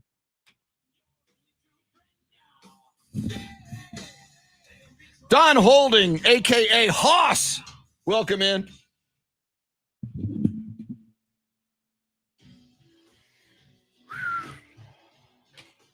Yeah, we got to start putting out some Hoss Holding merch. Don, I got to, and I don't want you. I will buy it. I don't want it. I don't want it gifted. I want to buy. I'm sure you got some merch. I want to get me a Hoss Holding T-shirt and wear it during the show. Yeah, Don, somewhere. Where was it? I think it was my niece was having a baby shower on a Sunday. And it was going to be brunch. So we needed some champagne for mimosas and some beer. So, but you couldn't buy it until noon. And I think the brunch started at noon. So like at 11, it's like, oh gosh, we need some more champagne. Let's go buy. No, not in Texas. Not until noon on. What?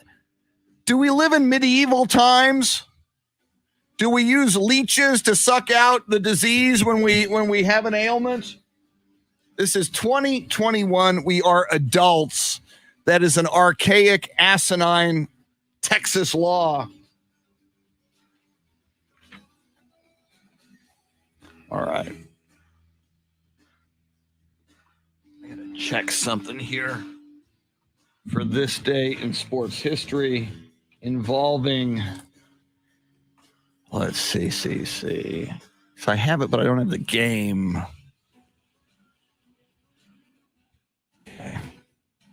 1972, Chicago.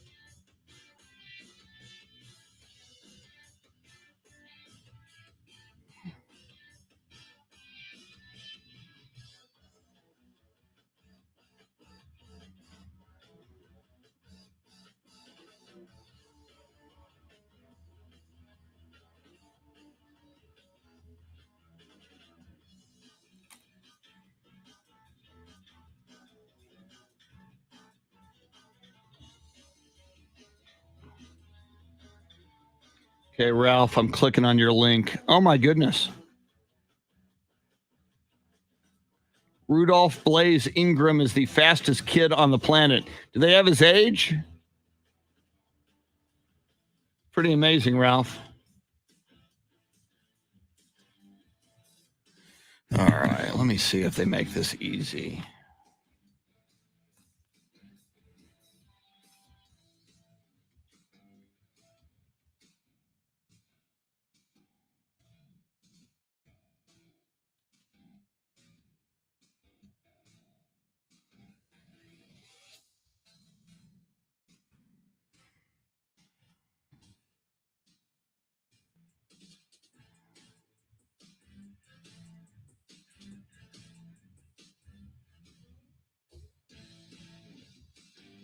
Oh, I think I know what they're asking for.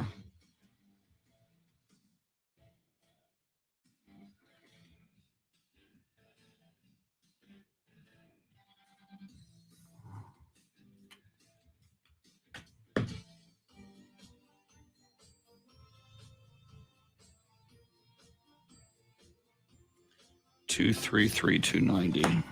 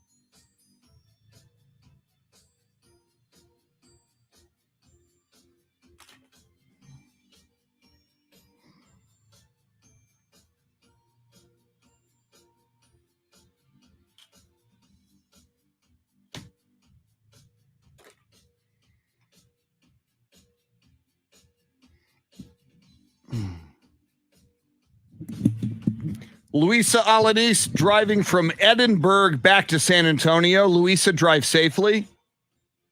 It concerns me a little bit that you're on the live video stream if you're driving.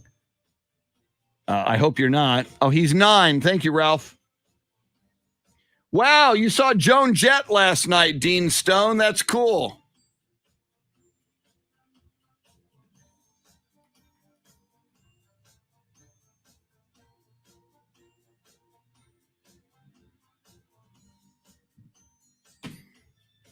Where was Joan Jett last night?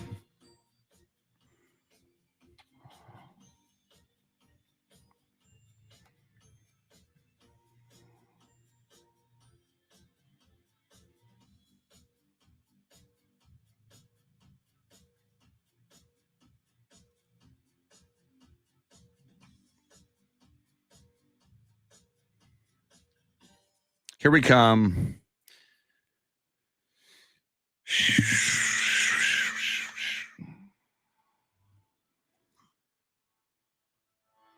Floors, what a great place to see Joan Jett. Floors Country Store. Oh, there you go, Louisa. Be safe driving. Thank you.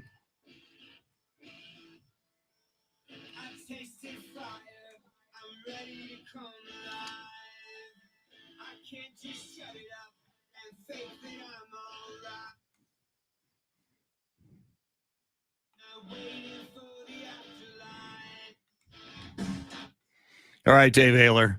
Chris Duel Show with Shannon Salty Sweeney. Who we listening to? What do you have to say for yourself? Switchfoot. Switchfoot. Heard of Switchfoot? I have not heard of Switchfoot. It's cool. It's called Afterlife. Afterlife. Switchfoot, everybody, on a Metal Monday from the dude wearing the suicidal tendencies t-shirt. It's the Chris Duel Show with Shannon Salty Sweeney. On our poll question today, we are asking you how you feel about the players in the NFL, ranking Deshaun Watson at number 18 in the top 100 NFL players. You got a bunch of choices, too high, too low, about right, or hey, man, that dude doesn't even belong on the list. You can choose. You can vote at Ticket 760, at AM 1300, The Zone. You can jump in on our live feed. Lots of ways to do it. You can do it on Facebook, on AM 1300 The Zone, or Ticket 760's Facebook page. There is a YouTube portal into the live video as well as Twitch. Coming up in about an hour, Andy Everett, the voice of UTSA Athletics, our resident golf guru, his thoughts on all things sports and more. We are moments away from Shannon's Salty Shakedown, always the highlight of your morning. Before that, sports birthdays, and now this day in sports history. On this day in 1970, August 23rd, 1970, Roberto Clemente compiles his record second straight 5-hit game. 5 hits in back-to-back games for Pittsburgh Pirate Roberto Clemente. Not too shabby. On this day in 1972, Chicago White Sox Dick Allen becomes the 4th player to homer into Comiskey Park's center field bleachers, which is a bit of a tall order. Literally, it's 445 feet from home plate and 15 feet high. Dick Allen joined Jimmy Fox, Hank Greenberg, and Alex Johnson, hitting a home run into the center field bleachers at Comiskey Park.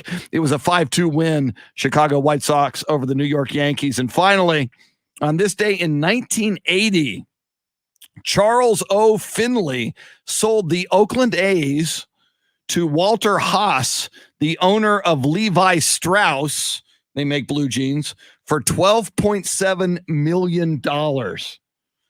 I don't know the value of the Oakland A's. We'll have to look it up, but it's a heck of a lot more than $12.7 million. It's certainly in the hundreds of millions of dollars. Not a bad investment. If you had $12.7 million lying around in 1980, you could have bought the Oakland A's and moved them to San Antonio and Austin. That's your day in sports history. How about some sports birthdays? Born on this day in 1938, American football commentator, color analyst, did most of his work on NBC, Paul McGuire. Paul McGuire, born on this day in 1938. 1 year later, in 1939, American Baseball Hall of Fame left fielder and first baseman, 18-time Major League Baseball All-Star, born in Southampton, New York, named Carl Yastrzemski of the Boston Red Sox. Yaz, born on this day in 1939. 2 years later, August 23rd, 1941, as we were about to embark on World War II, born in Inglewood, New Jersey, one William Parcells. Bill Parcells, the big tuna, coached the Giants, the Jets, the Patriots, and America's team, the Dallas Cowboys. Hall of Famer coach Bill Parcells, born on this day in 1941. There you have it, your sports birthdays, this day in sports history. Now, ladies and gentlemen, boys and girls, here it is on a Monday, your Salty Shakedown. Chris, with every passing day, we get closer and closer and closer to the start of football season. I believe we have week 0 this weekend, if I'm not mistaken. God. Thank you, Lord. But Texas will first kick off September 4th. We have lots of updates about that in the Salty Shakedown, but I'm going to start with the way I start my football season. That is waking up in the morning, getting a cup of coffee, and sitting down and taking in ESPN's College Game Day. I love the atmosphere. I love the vibe. so happy that they're going to go back out on the road, get to see people with their awesome signs. Those are my favorite parts. I love taking their picks and debating them. And then, of course, I think I love the moment at the end that we all look forward to, and that is Lee Corso, who drones the head of the mascot that he thinks will win that night's feature game. And he's going to be back. It was announced over the weekend that he would be back in person at the set. Of course, last year, due to COVID, he was at his home, I believe in Florida, where he, had the full setup. He had mascots in town that were there hanging out with him. They had like a giant elephant there at one point that he was on top of. It was a little extra for it being an at-home setup, but I dug it. And people dig Lee Corso. Now, there were moments when I was like, uh-oh. Dude is now 86. There were some moments they were going through their picks and they were picking certain games. He usually goes last in the lineup, I believe, and he was picking the wrong games. He's talking about the wrong teams. And I don't know where that confusion came from, but he did it a couple of times throughout the season. So I just wonder, Chris, every year it's an announcement that he'll be back. He'll be back. Who would be the guy to replace him? Ooh. Just say, I'm going to start putting on the mascot head, because that's tough shoes to fill, but it's become such a part of that program to have someone don that mascot head. Oh my gosh. It's a pick that everyone actually looks at. I'm going to have to think about that, mate. But I mean, how do you replace a Lee Corso? It's got to be a guy who's like immersed in college football, just loves college football. Beloved by everyone. You can't beloved by everyone. And kind of guy. You can't have Kirk Herbstreit being the guy to put on. He'll never put on. Wow. Hook him. Yeah. Oh my goodness. You know what? Nobody who is beloved and funny like a Lee Corso and quirky comes to mind yet. You got anybody? No, that's why I'm asking you. Oh, good. I got it. Did you see Chris Gonzalez just said Tim Tebow? Tebow needs a gig. No. He could do this for the next 40 years. He's a guy who shows up to be a guest picker, and people are like, that's who you got. Yeah, Tebow's not funny. Matt Paisley always shows up every year. Yeah, Tebow's not funny. How about this? How about a drunken Johnny Manziel? How about he gets on the set, he drinks, and he's out of his mind, and he wears like a hat with like 2 beer cans, and the hosers are in his mouth. No. He wouldn't be the new Lee Corso. He would be, because they're not replacing Maria Taylor as of right now. Yeah. Right. And she was always the one kind of immersed in the fans and pointing out the signs, and they would do like football challenges and be over in that area. That feels like where Johnny would be. Johnny's partying with the mass of getting people hyped and tailgate ready and things like that. That would perfectly fit Johnny. I do kind of like that too. And he does have some perspective these days, right? Like he can see all sides now, that he's not like so gung-ho. And he played the game. He won a Heisman. I know a lot of us poo-poo Johnny for what happened after college, but not a horror. He could redeem, and we talked about redemption earlier. He could redeem himself and do something like that. Maybe you do like a Jeopardy thing where for a season you just kind of, instead of guests, we have these guest pickers, have guests live on air auditions. I like that.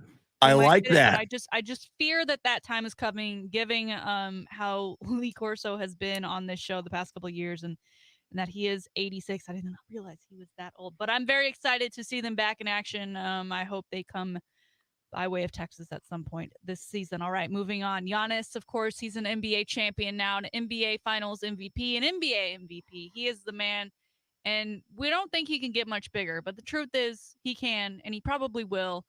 And he's taking the lead of Patrick Mahomes and investing his money, investing his millions and millions. And he's doing so in a similar fashion to Patrick Mahomes.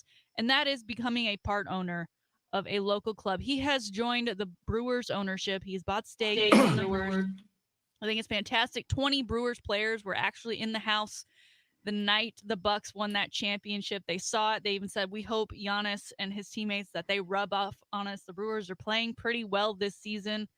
So I think to have Giannis on their team, to bring that notoriety to, again, that area is just not known for, you don't think of, oh, that's a place I want to go. That's a destination kind of town. But Giannis is making it so. I love this, Chris. I love it for Giannis. I love that he's creating, something that'll last. And for him to, share the love between the different sports, but within the same area. I like the idea. I think we'll start, as contracts get bigger for these football players and these basketball players, these baseball players, I think we'll start to see this more and more, don't you? Yeah, and you know what this reminds me of? Giannis in Milwaukee kind of reminds me of David Robinson in San Antonio. Both are superstar athletes who had an opportunity to leave, go to another market for a lot more money, but they seem to have fallen in love with the community. Giannis brought a championship to Milwaukee. David, with Tim's help and others, brought a couple of championships to San Antonio.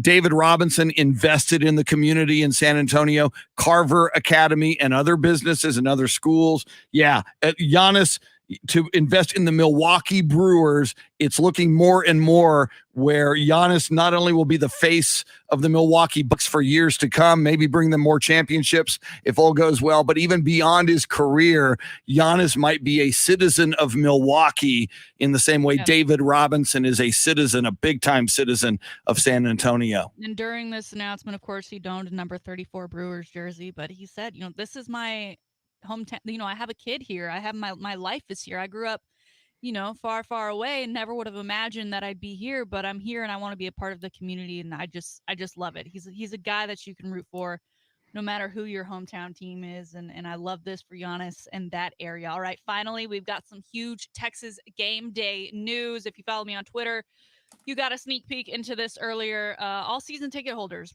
received not only their tickets this past weekend, but a booklet that talked about the Texas game day experience. We know we have Bevo Boulevard. Last year, it was hugely missed, right? Tailgating just was not the same. But this year, it's coming back. And in true fashion, it's coming back bigger and better. We will once again have Bevo Boulevard. Bevo Boulevard will now feature local graffiti artists, street artists. That's something Austin FC has been doing. It's become a great tradition. People love it. There's usually like a custom poster for each game. So there'll be some local street artists to check out on Bevo Boulevard, along with local pop-up shops and a 150-foot zip line. Chris, have you ever zip lined? I have never zip-lined, but I may do it down Bevo Boulevard if that's where it is. Yeah, it sounds like it's going to be almost like the Vegas one where you kind of go over all the people. That would be a lot of fun. I said you could probably catch me singing the Texas Fight song or yelling like, "Oh, you snuck something down the zip line." And then over on Smokies Midway, which was a new addition of a couple years ago, that kind of became the bridge between Longhorn City Limits, where there are live concerts pregame and silent disco postgame, and lots of action over there with barbecue and Deep Eddy. But in between, we've got Smokies Midway, and it's got this fair vibe, right? They want to bring kind of the vibe of the Texas State Fair to DKR. That is Chris Del Conte and his right-hand man, Drew Martin. And they had some fair games and some food, but they're really up in the game now, Chris. They're going to have a 45-foot tall Ferris wheel. There's going to be other rides that come in and out, a pirate ship, some spinners, and more fair games. That all of these are going to be free to play, free to ride to the fans, and more fair-inspired food. So not just your corn dogs, but I'm hoping we get some like deep-fried Snickers or something crazy that we're used to only getting that one time a year when we go up for that Texas OU game. So something else to look forward to. And then finally, probably the biggest announcement coming to Texas game days is the new Hook'em Hangout. It's just up the street from Smokies Midway. It's not too far. It's going to be a completely new and an added area for fans to hang out, including 10 local food trucks to get your local food fair fix, tons of TVs all over the place to catch today's games, and the newly announced, and you could see it on the Zone's Twitter feed as well as Facebook and Instagram, the Big Bertha beer truck. Oh! It is a giant beer truck that has 10 taps of cold, delicious beer for fans to come in and enjoy. Awesome to take pictures with it. I love that they called it Big Bertha. Of course, it's got the drum on the side. It's going to be awesome. It's such a Texas thing to do. And I think as you're, making your way towards the SEC, they are known for their tailgates. They are known for their experiences that are created both inside and outside of the stadiums. I think this is fantastic. Chris Del Conte and Drew Martin made it a point to create these fantastic atmospheres for all things sports related on the 40 acres when they came here, and they continue to create these events and add things year in and year out that people can look forward to. I cannot wait. I'm so excited I don't know where I'm going to start first. Maybe, and then happy hour pricing on top of it. I mean, we love cheap booze. We love it. So something to look forward to. Chris, you'll have to come up for a game to experience all things Texas Game Day. And all of these events, by the way, just make sure you know they do close 30 minutes before kickoff because they want to get you into your seat so you can be there to cheer on the horns when kickoff does occur. So get there early. Mac Brown, come loud, be early, stay late, wear burnt orange. There you have it. Today's Salty Shakedown. Exceptional, outstanding, salty shakedown. So much to digest from that salty shakedown. First of all, and I'm going to get back to Big Bertha beer truck and Bevo Boulevard and the zip line. I'm super intrigued now, and a lot of our listeners / viewers certainly on Facebook Live reacting to your question, who would replace Lee Corso on College Football Game Day? Back to that in a moment, maybe even back to that in the 8 o'clock hour. But first of all, Shannon, you had me at Big Bertha beer truck. What I'm wondering, can we set it up so that the zip line on Bevo Boulevard, that I can zip line and then finish at the Big Bertha beer truck so that my reward for zip lining will be an immediate, as soon as I disembark from the zip line, a frosty, tasty, ice cold adult beverage? I mean, depending on what side they have the zip line starting on, if they do it on the right side, you would be closer to the beer truck when you're done. Ooh, Yeah. I kind of like that. Be closer. By the way, walk to get there. Speaking of Bevo, I was watching Sark's Friday media availability, kind of a Zoom situation. Behind him, not a portrait of Vince Young, not a portrait of Ricky Williams. Bevo. There's this huge Bevo portrait behind Sark on his media availability. So Sark already immersing himself in everything that is Bevo. I'm sure. It's very cool. All right, coming up. I do want to get back into it because it's a great, and we got some great ideas from the people on the live video stream. Who would replace Lee Corso as that quirky, fun, entertaining, wacky prognosticator on College Football Game Day? That and a lot more. Andy Everett, lots coming at you on the Chris Duel Show. Good morning, Rudy. Don Holding, Bobby Knight. Interesting, although he's basketball, but you need, this occurred to me too. If he would not have committed the double homicide, because college football, the old O.J. Simpson, and I know some of us are too young to remember O.J. before the murders, but O.J., the way we loved him, the way he was, and he was in the Naked Gun movies and funny and lovable and likable. O.J. would have been perfect for that. The old O.J., the pre-Rockingham O.J. But that's a tremendous. We might even have to have a 64-person bracket. I do like, and somebody, Ralph, you pointed out, Johnny Manziel is Johnny Football. I do like, and I think he could be a great character for the rest of his life. Even when he's an old man, Johnny Football, a dude who won the Heisman at A&M in the crowd on College Football Game Day, partying with the kids. Granted, now he's not that far removed. But I mean, even when he's much older, to go into the sea of humanity and on game day party with Johnny Football, I think that's a cool little innovation. I like that a lot.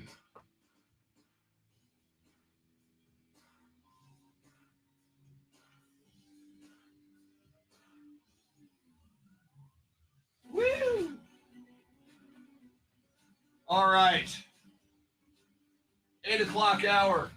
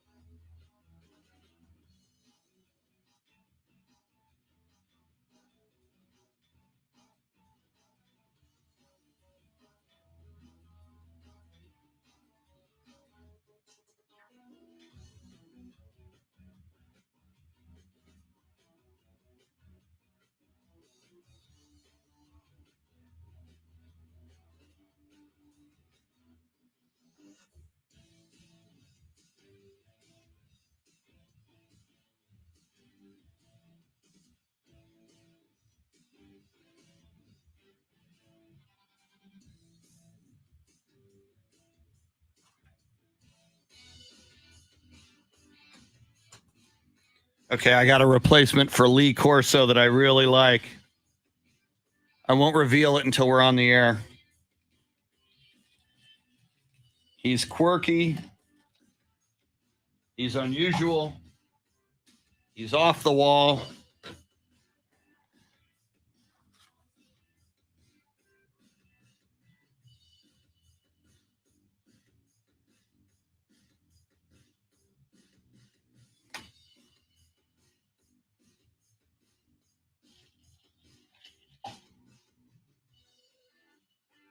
I put too much ice in my iced tea. I mean, you can't get enough ice for your iced tea, but that might be too much ice. There's ice even over the top of the cup. What was I thinking? But I have more Gold Peak iced tea. Real brewed, unsweetened, so I can maintain my girlish figure. I mean, swimsuit season is still here.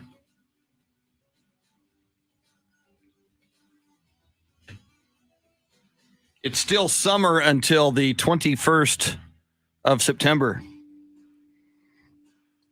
Oh my God, which I look at the calendar and it's August 23rd. So we have less than a month of official summer remaining. When is the autumnal equinox? I know it's usually the 21st or the 22nd, but I want specifics. Autumnal equinox 2021 is September 22nd at 2:20 p.m. Today is August 23rd. Yesterday at 2:20 p.m. we began the final month of summer. I'm just saying.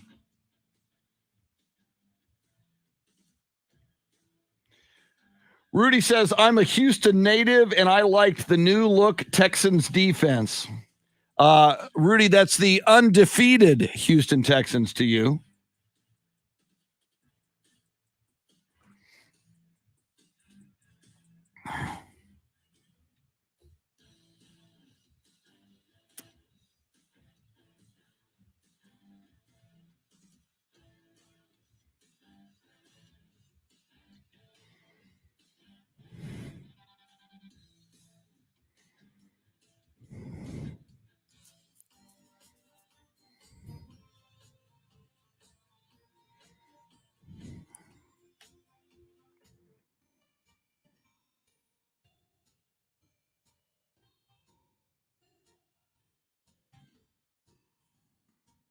Oh, God. Oh,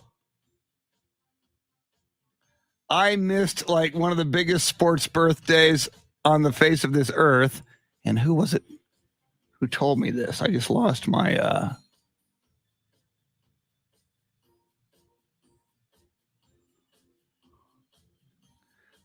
all right, Charlie. When did he write this? 7:53.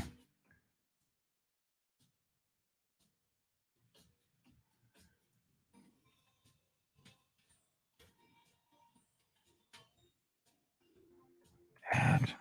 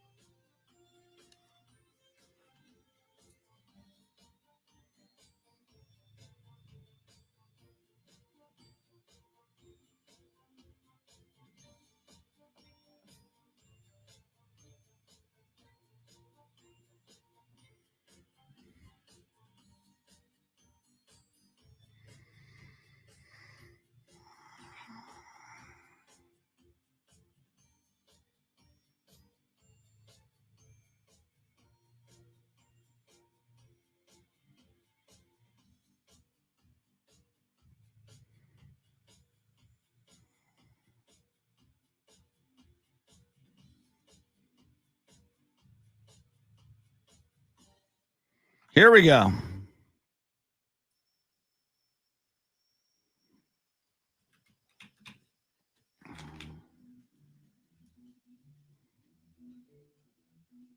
This is the Chris Duel Show.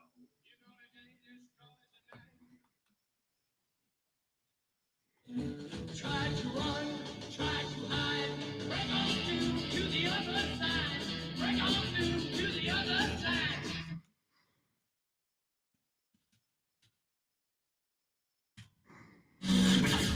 Now, Chris Duel. When I screw up big.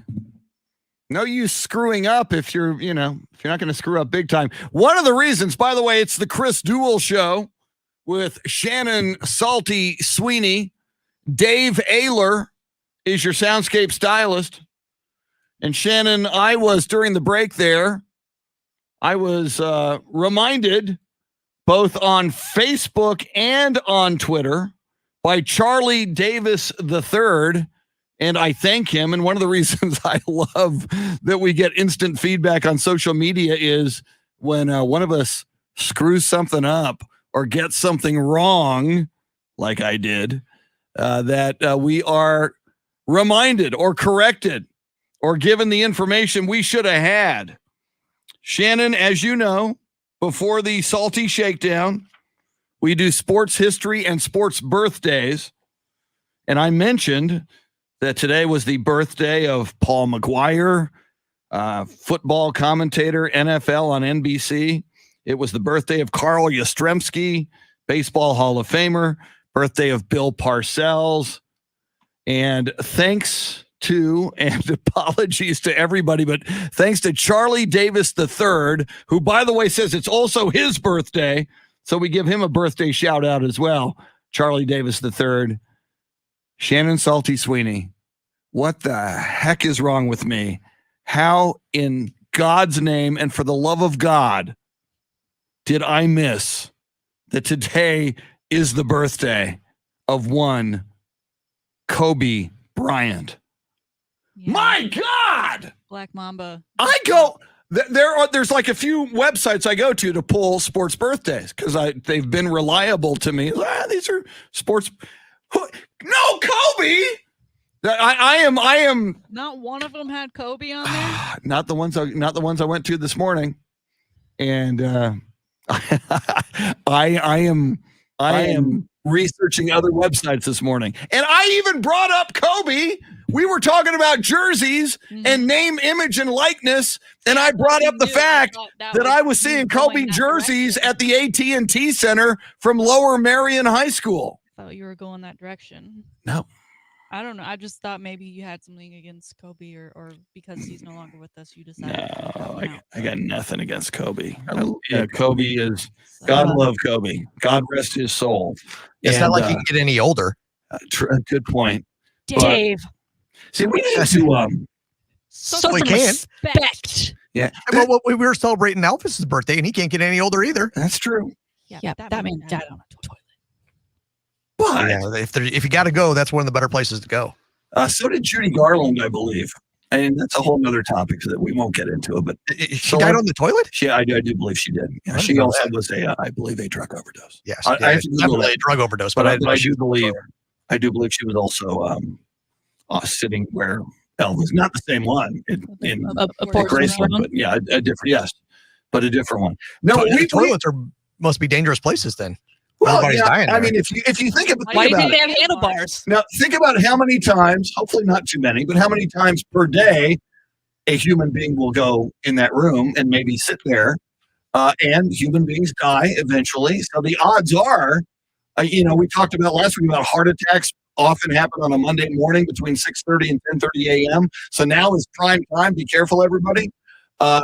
Drink water, calm down, watch the cortisol, don't freak out, watch your stress level. But I mean, law of averages would suggest to you if people go into the bathroom every day and if some of their business involves sitting down there, that there's going to be some people who die there. Just law of averages. But I would think it'd be a relaxing place to go. That's why they call it the restroom. Exactly. Go there and chill out. Yeah, true. I mean, there are worse places. But my point, and again, Charlie Davis III, happy birthday to you. Major faux pas on my part. Woe is me. Shame on me for shame. But we should occasionally, and we try to get the information right. We sometimes we fail, and when we do, we own it. We own up to it. We say, "Hey, here, look at this is what happened." We need some kind of a prize. When someone can bust us or me specifically on the facts or something I left out, as Charlie Davis III just did. Charlie, we need some kind of a prize, and maybe we'll make it the Charlie Davis III Award since it is your birthday. Maybe you get our daily Charlie Davis III Award, some kind of a plaque. I don't know. The only prize you get from me is a like on your tweet. There you go.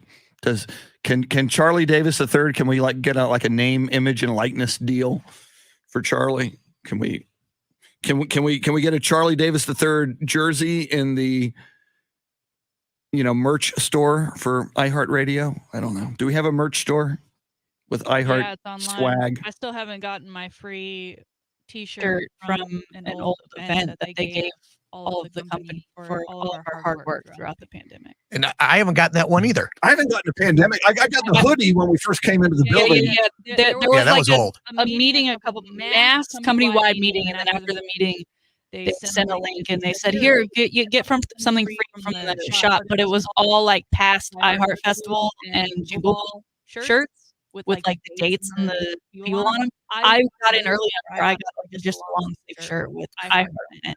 But I've yet to get it. I haven't gotten mine I either. would have rathered a pizza party with the smallest slice of pizza you could ever imagine over this shirt that's apparently never going to come. And I was thinking about that yesterday when I was doing laundry. I still haven't gotten that shirt. That's one less day I'd have to do laundry. Man, we know some people at iHeart. What is going on with this place? We know some people at iHeart Media, so we can track that down, I would think. All right, Shannon, you intrigued me and a lot of other people as well during the Salty Shakedown. You brought up the fact that Lee Corso, the kind of wacky guy who puts on the hats and the mascots and is a part of college football game day, is 86 years old. You were concerned about him last year. He sometimes got some information incorrect, like me. He never forgot Kobe Bryant's birthday, though. Ultimately, sadly, life goes on. He's going to have to be replaced. Who could replace him?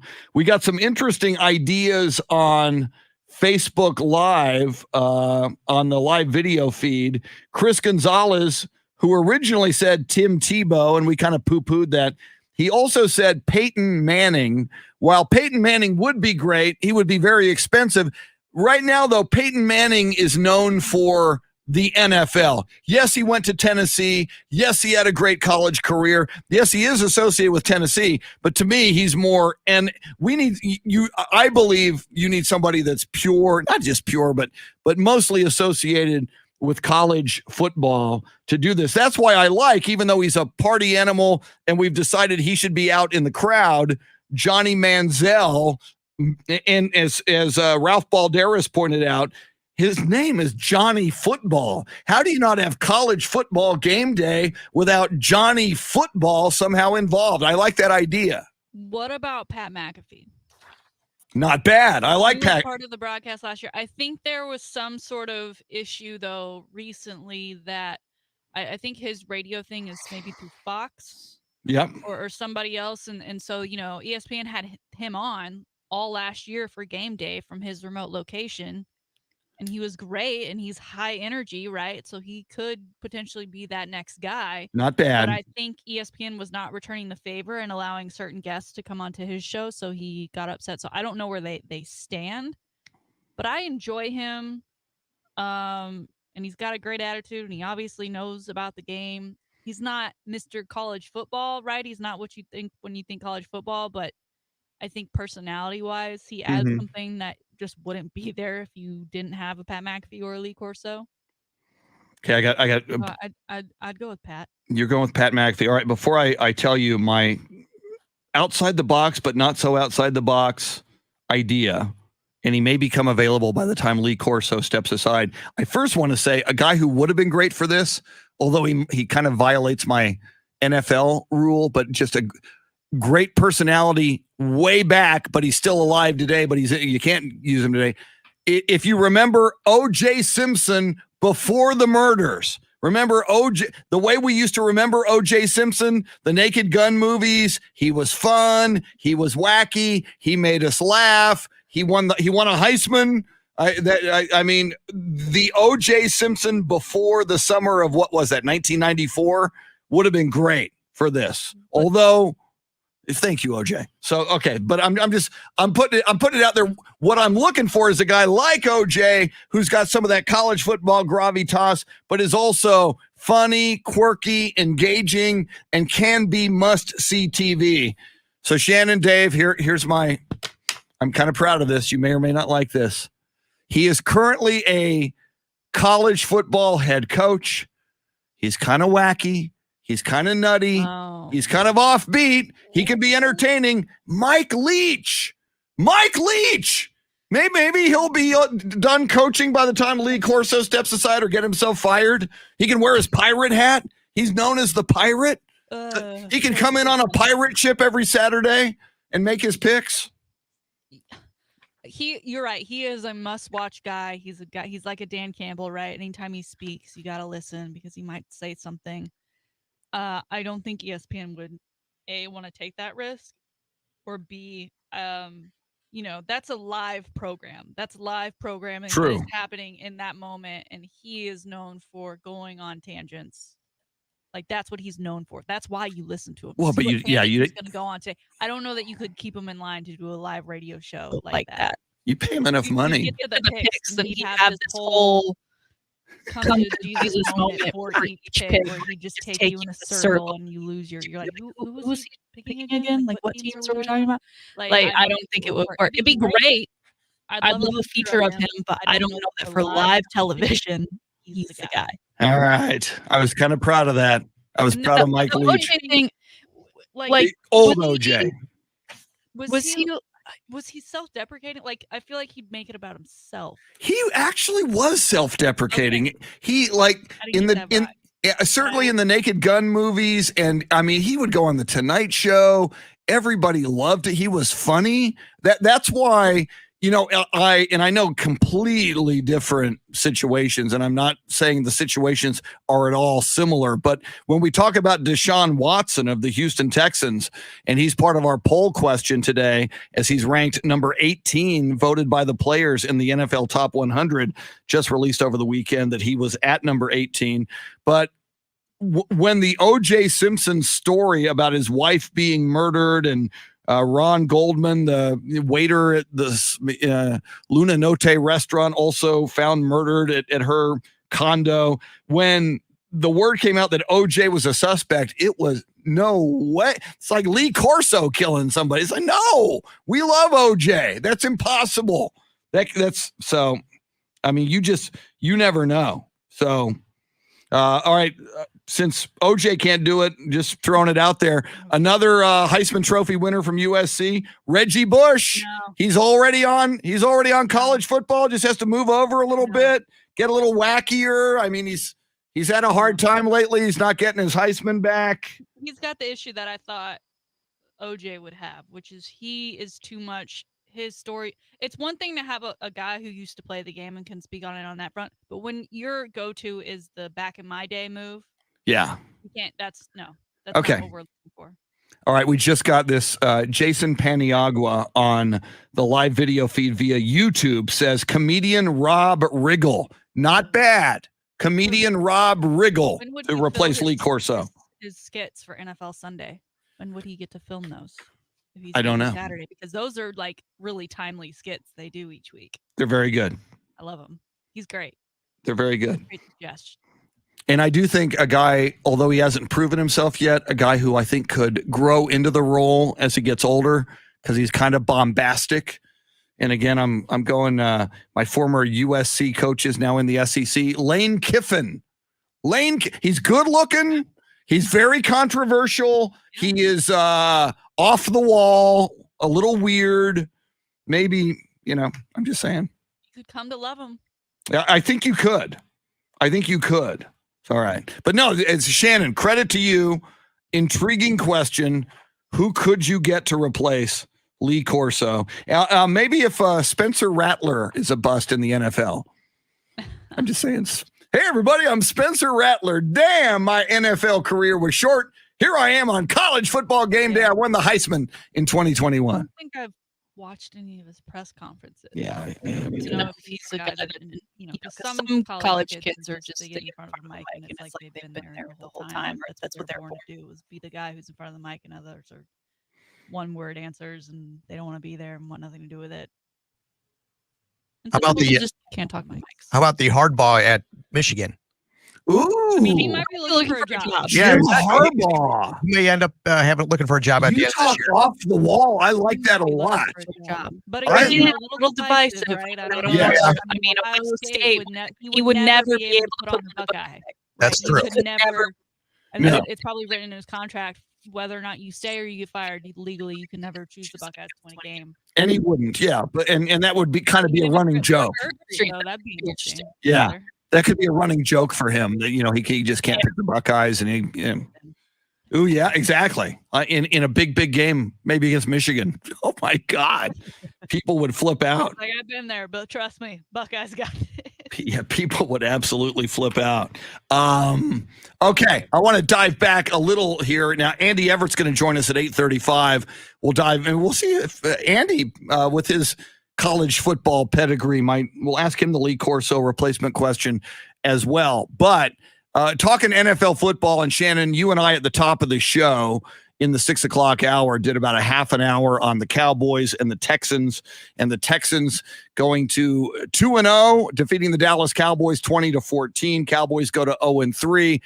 But in other NFL action, and you alluded to it, but we didn't get into it, Justin Fields with the Chicago Bears, after they were torched by phenom backup quarterback for the Buffalo Bills, Mitchell Trubisky, in Soldier Field, when Andy Dalton, the Red Rifle, was quarterbacking for the Chicago Bears in that game, the fans were chanting something at Andy Dalton that Justin Fields apparently is none too happy with. Yeah, Andy Dalton is under center, and all he can hear are fans in the stands that are already wearing Justin Fields' jersey, cheering for Justin Fields to take the field. Y'all, it's preseason, so let them do. You're not going to see the guys you want to see anyway. 2, they've said that Andy Dalton is the guy, and Andy Dalton has obviously also said that he is the guy. Justin is the future, and I know from the very little that looked good from the Bears over the weekend, it was Justin Fields, especially when he got outside the pocket and ran. He would average like 11 yards on every run over the weekend. And that's great that their future looks great, and their future will probably be coming sooner than later. But as of right now, it is Andy's team. And if you're going to be a fan of that team, this is the way they're going, because it's preseason. They're not playing. They're not showing you all of their cards. Yeah. You don't know if he's been told to let things go. A lot of people got injured over the weekend. They're trying to avoid that. I can't imagine this coach, who's probably coaching for his job this year, would let it just stick with Andy just because, he said he'd stick with Andy, right? He's coaching for his job. He's going to do what's best for the team. But, and Justin talked about it too. He said, Andy is a human, and that stuff hurts. I don't care how thick of skin you have. Like, Andy is a vet in this league. He's did really well when he was with Cincinnati. He obviously had, it wasn't the best organization either to work with. The team wasn't that great. Now he's with the Bears. He's just doing his job. You don't need to yell at the guy to put in somebody else and be cheering on the new guy. Like, he will have his time. And so when that guy alone, when Justin is saying to the crowd, like, stop, just be good people and stop getting into fights. More fights in the NFL this weekend in the stands. Well, and I think anybody who's watched the NFL for any length of time realizes that Justin Fields is the future, and it's probably, I think you just said, going to be sooner than later. And, the coach has told Andy Dalton, you're going to start on opening day. You're going to be the starter going into the season. That's going to change probably in week 3 or in week 6. And let's not forget, And I know it was a different situation, and Alex Smith was winning lots of games before Patrick Mahomes showed up in Kansas City. And I know it was a foregone conclusion that Patrick Mahomes would be the future quarterback of the Kansas City Chiefs, but he did sit for a year behind Alex Smith, and that all kind of worked out for the Chiefs and Patrick Mahomes. So, I mean, if right now, and before we go to break, Shannon, what week do you think the reins will be handed over to Justin Fields? I don't know if it'll be sooner, but I said by week 4, I think. Okay. We'll have Justin Fields. I think between 3 and 6. And if you held me to a week, I'd say week 5, I think that's also a point to be made too, that their offensive line is not great. I mean, there's a reason why Justin was running all over the place. And that's and also you'd be putting him you put him in danger when you do that. Yes. Right? I mean, and not to say like throw Andy to the wolves, but that's kind of what's going on here. Do you want to put your future in when you're not going to win games anyway because you're just a bad team all around, and then he gets hurt? Yeah, remember Joe Burrow. Look at what happened to Joe Burrow last year. Perfect. Mm-hmm. Yeah. So the more games that Justin backs up Andy Dalton and is able to get more acclimated with that playbook and that offense and know what other reads might be and can react a little quicker, that actually benefits him. And maybe you don't get a Joe Burrow situation if you put Justin Fields in week 4, week 5, or week 9 or whenever. All right, coming up, Andy Everett, soon to be calling the play-by-play as he always does for UTSA football. We'll talk a little college football. We'll talk a little golf as well with Andy Everett, and we'll ask him who would he replace Lee Corso with. Somebody just jumped into my head. He's currently a coach in college football. Deion Sanders, Shannon, prime time. Deion Sanders. Coach Sanders. I need to put some respect on his name. That's right. Sorry about that. All right, quick break. Andy Everett. We'll talk college football, golf, and more next. We are with you till 9. Thanks for hanging out on the Chris Duel Show.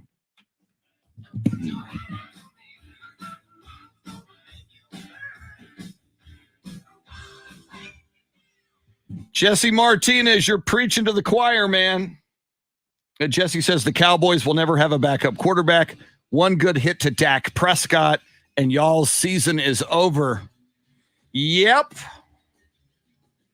Yeah, I think if you're a multi-million-dollar business, Jesse, and in the case of the Cowboys, they are a multi-billion-dollar business, a franchise that is valued at $5 billion. And your job, and I know Jerry Jones knows better business than any of us, and Jerry will let you know your job is to make money and sell merchandise, but your job is also to win football games. And in the NFL, you win football games by having a contingency plan, a very good contingency plan at quarterback, which the Cowboys currently do not have. So, yeah, I agree with you.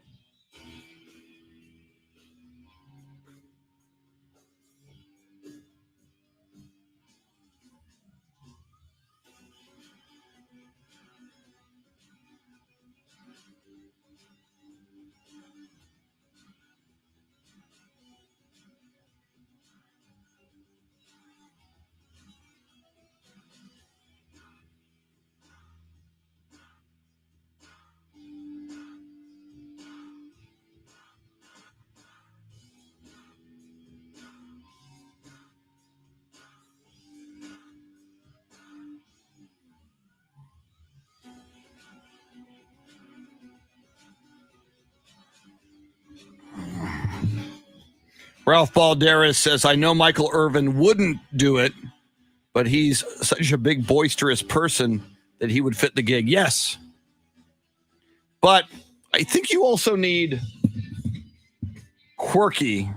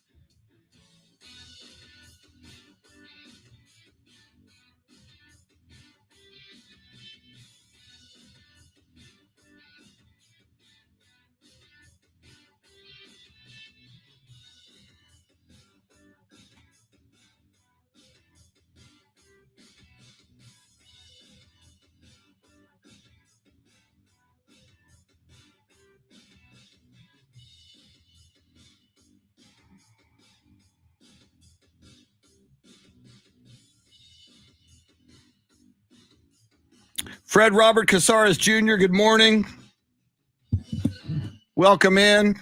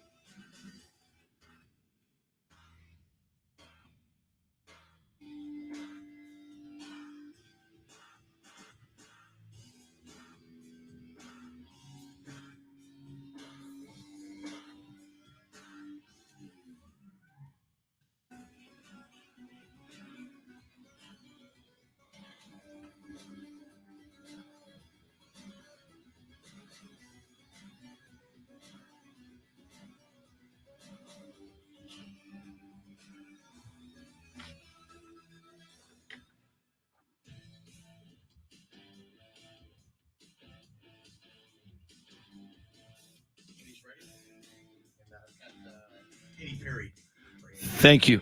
Thanks for letting me know.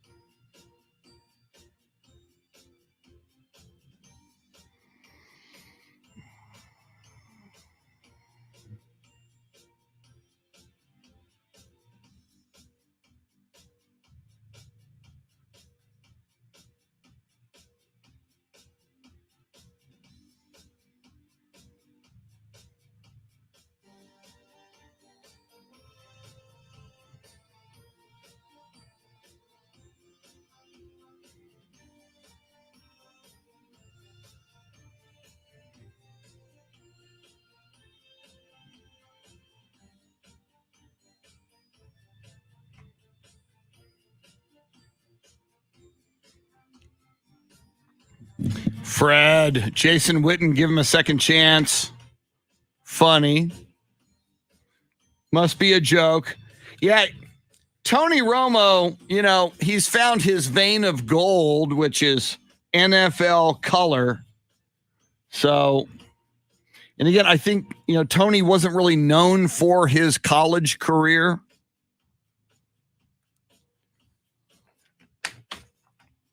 So I think he needs somebody who had a big Division I college career. Would be nice. Not absolutely, but here we go.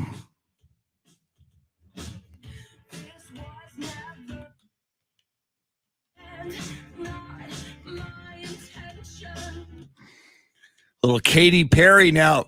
Dave Ayler, is this I Kissed a Girl and I Liked It? Wow. When I can identify a Katy Perry song after like 3 lines of lyrics, it's a little frightening. Well, here's a man who's probably kissed a girl and he's liked it as well. Andy Everett. Chris Duel Show with Shannon Salty Sweeney. He is the voice of UTSA Athletics. And I believe, if I do my math correctly, which I often don't, we are 12 days away from UTSA football opening up at Illinois. Birds up. Andy Everett, how are you this morning? Very good, and you are correct. 12 days away, UTSA and Illinois from Champaign-Urbana. So we'll look forward to that. And they're going to play a game before us on Saturday against Nebraska. So the UTSA folks will get a sneak preview of what Illinois is going to be like this year. That's a nice little bonus for the UTSA Roadrunners. Do a little scouting of Illinois. Before we dive back into it, Andy, Shannon brought up a great question this morning. She's a big fan of college football game day. Lee Corso is coming back at the age of 86, but we know he can't do it forever. And so one day, they're going to have to replace him as kind of the quirky, funny, interesting, offbeat guy on the panel who picks winners at the end of college football game day. I thought maybe Mike Leach would be a choice somewhere down the line, maybe a Johnny Manziel. Any ideas who might be able to replace Lee Corso on college football game day? No, I really haven't thought about it. Remember, Lee Corso was a coach, so he's not just out there to be goofy. He's got some things behind him in his brains that are pretty good, and he understands the X's and O's of the game, even though it's been years since he coached. And a lot of times you think of a guy like Mike Leach or Johnny Manziel, and you don't know if they're going to have that personality when they turn on the camera and put the microphone on them. Some people who are great interviews and some people who are seemingly very outgoing kind of clam up when the lights come on. So you never know what you're going to get, but I'm sure that ESPN and Game Day and all of that is trying to think about the next person as they are with anybody on any panel, and certainly maybe even as a fill-in if Lee for some reason couldn't make a game. So the one thing, though, when you see these athletes get promoted quickly to a national sports gig, they have a lot of people helping coach them. And I think one of the best examples of that is Jalen Rose. When Jalen Rose first started doing NBA stuff on the sideline, he was terrible. And I think he'd tell you he was the first to admit it. But Jalen really wanted to be as good at this as he was being as good of a basketball player. And not only has he turned into a good analyst and a good reporter, he's now also a good TV talk show host as well. So he's not just sitting there and says, I'm Jalen Rose, I'll just wing it through here. He's worked his way to get better, and I think that's the key to whomever replaces Lee Corso at some time. Well, Andy, you being the voice of the UTSA Roadrunners, know a thing or two about what it takes to talk live on a live broadcast and live show and get things right and be smart and use your words wisely. Now, the team just had their second scrimmage of camp, as we are in the final 2 weeks within that window of getting out to that first game against Illinois. So how's the team shaping up as people start to kind of settle in and make their picks on the season? How's this one going to look? No, I would be very surprised if most of the players that you saw play last year aren't part of the starting or second team rotation this year. Other than quarterback, Jeff Traylor likes to rotate a lot of players in. Offensive line, there's usually 7 guys, but usually not more than that because the offensive line has to be consistent. Defensive line will have 7 or 8 guys. Linebackers, 5 or 6 guys. There'll be a bunch of people in the secondary. They've got 100 wide receivers, I think. So you'll see a lot of bodies out there, and some will be some of the very talented young freshmen that they brought in. So this is being the most anticipated season in a long time, and of the 75 players that usually are part of one play or another in a game, in a college game, I think most people will recognize 60, 65 of them, and there'll be 8 to 10 new guys that are playing in a Roadrunner uniform for the first time. And you take a look at the participation chart at the end of the game, and it's usually about 70, 75 guys that actually get in the game. I think on the home games, and I think maybe 65 to 70 on the road games. I think they can travel 70 now. So we'll see who the new guys are, but I think most of the same names that we saw last year will be making plays this year. Andy, of course, we've talked about him a lot in last year. I mean, such a breakthrough year for running back Sincere McCormick throughout much of the season when we talked about him with you and when I spoke with head coach Jeff Traylor as well. And oh, by the way, starting next week, UTSA Roadrunner head coach Jeff Traylor going to join us on Mondays at this time, and Andy Everett will be joining us on Tuesdays at this time. But do you get the feeling, Sincere McCormick? I mean, it's going to be hard to replicate what he did last year and, leading the nation in rushing for many of the weeks of the football season last year. But do you think when it's all said and done, Sincere McCormick might be that one guy who is the face of UTSA football for years to come? When people talk about the Roadrunners, that Sincere McCormick's name will probably come to mind and come up in conversation? I think so to some extent, but also I think one of the things the coaching staff would like to do is not make him carry the ball 30 times a game like he had to a lot last year. Brendan Brady didn't play very much last year. He was injured the first few weeks of the season and didn't really get. He had a great game against UTEP and then played sparingly after that as well because Sincere was playing so well. I think ideally they'd like to get in 18 to 22 carries a game and get Brendan Brady, 10 to 15, and the other guys, Cadrick Cobbs and Jalen Lott and Kavorian Barnes and some of the new guys in there, a few snaps just to kind of get used to playing college football. It's okay. Sincere was good enough to be able to handle that last year, but when you run a running back 30 times a game, you're risking a lot of things for not only this year, but for his future.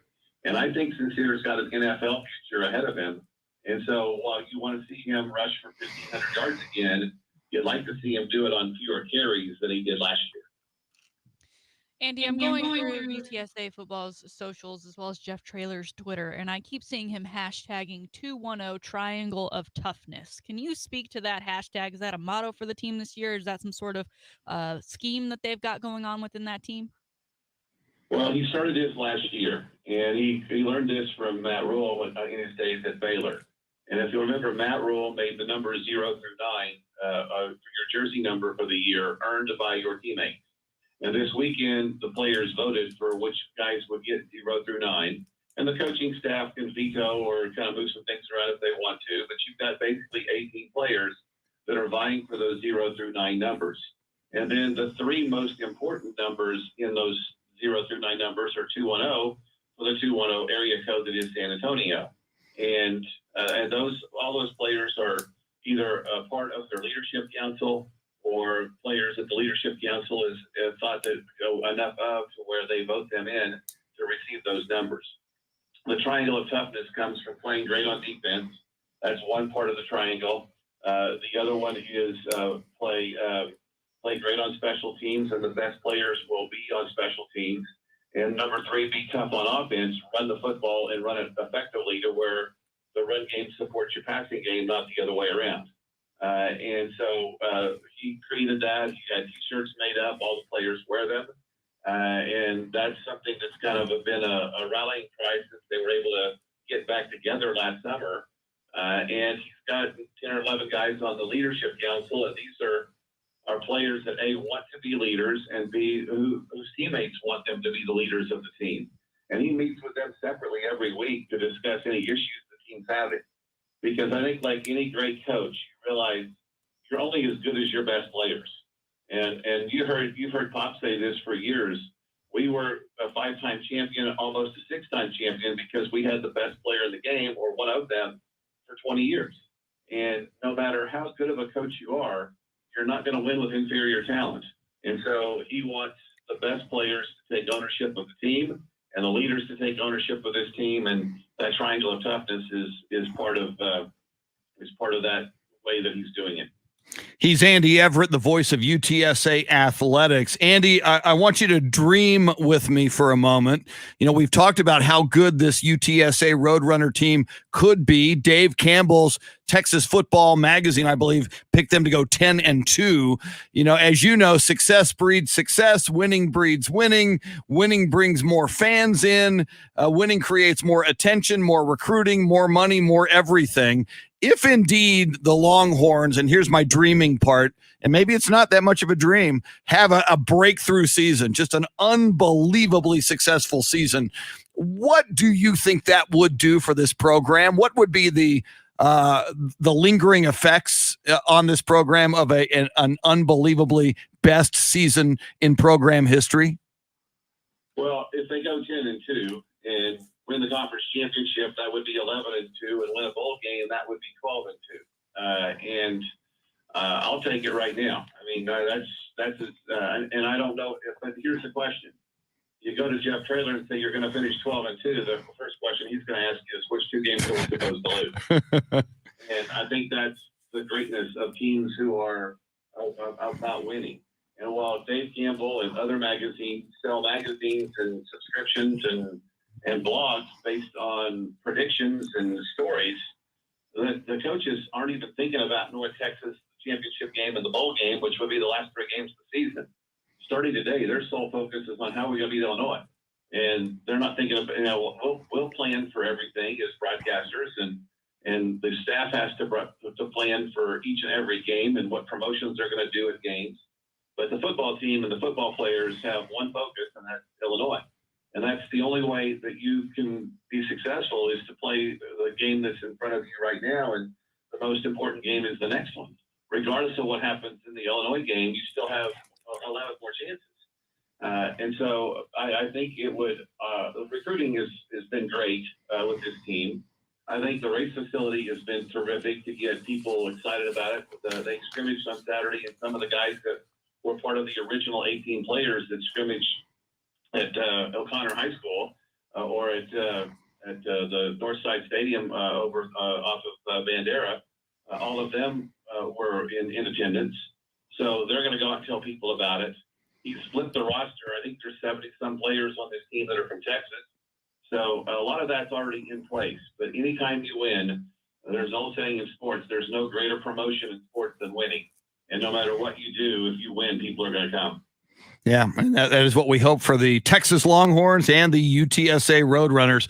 Andy Everett, the voice of UTSA Athletics, 12 days away from calling the game from Champaign, Illinois, UTSA at Illinois. Going to be exciting. Andy, always fun, man. Thanks for taking the time. We appreciate it.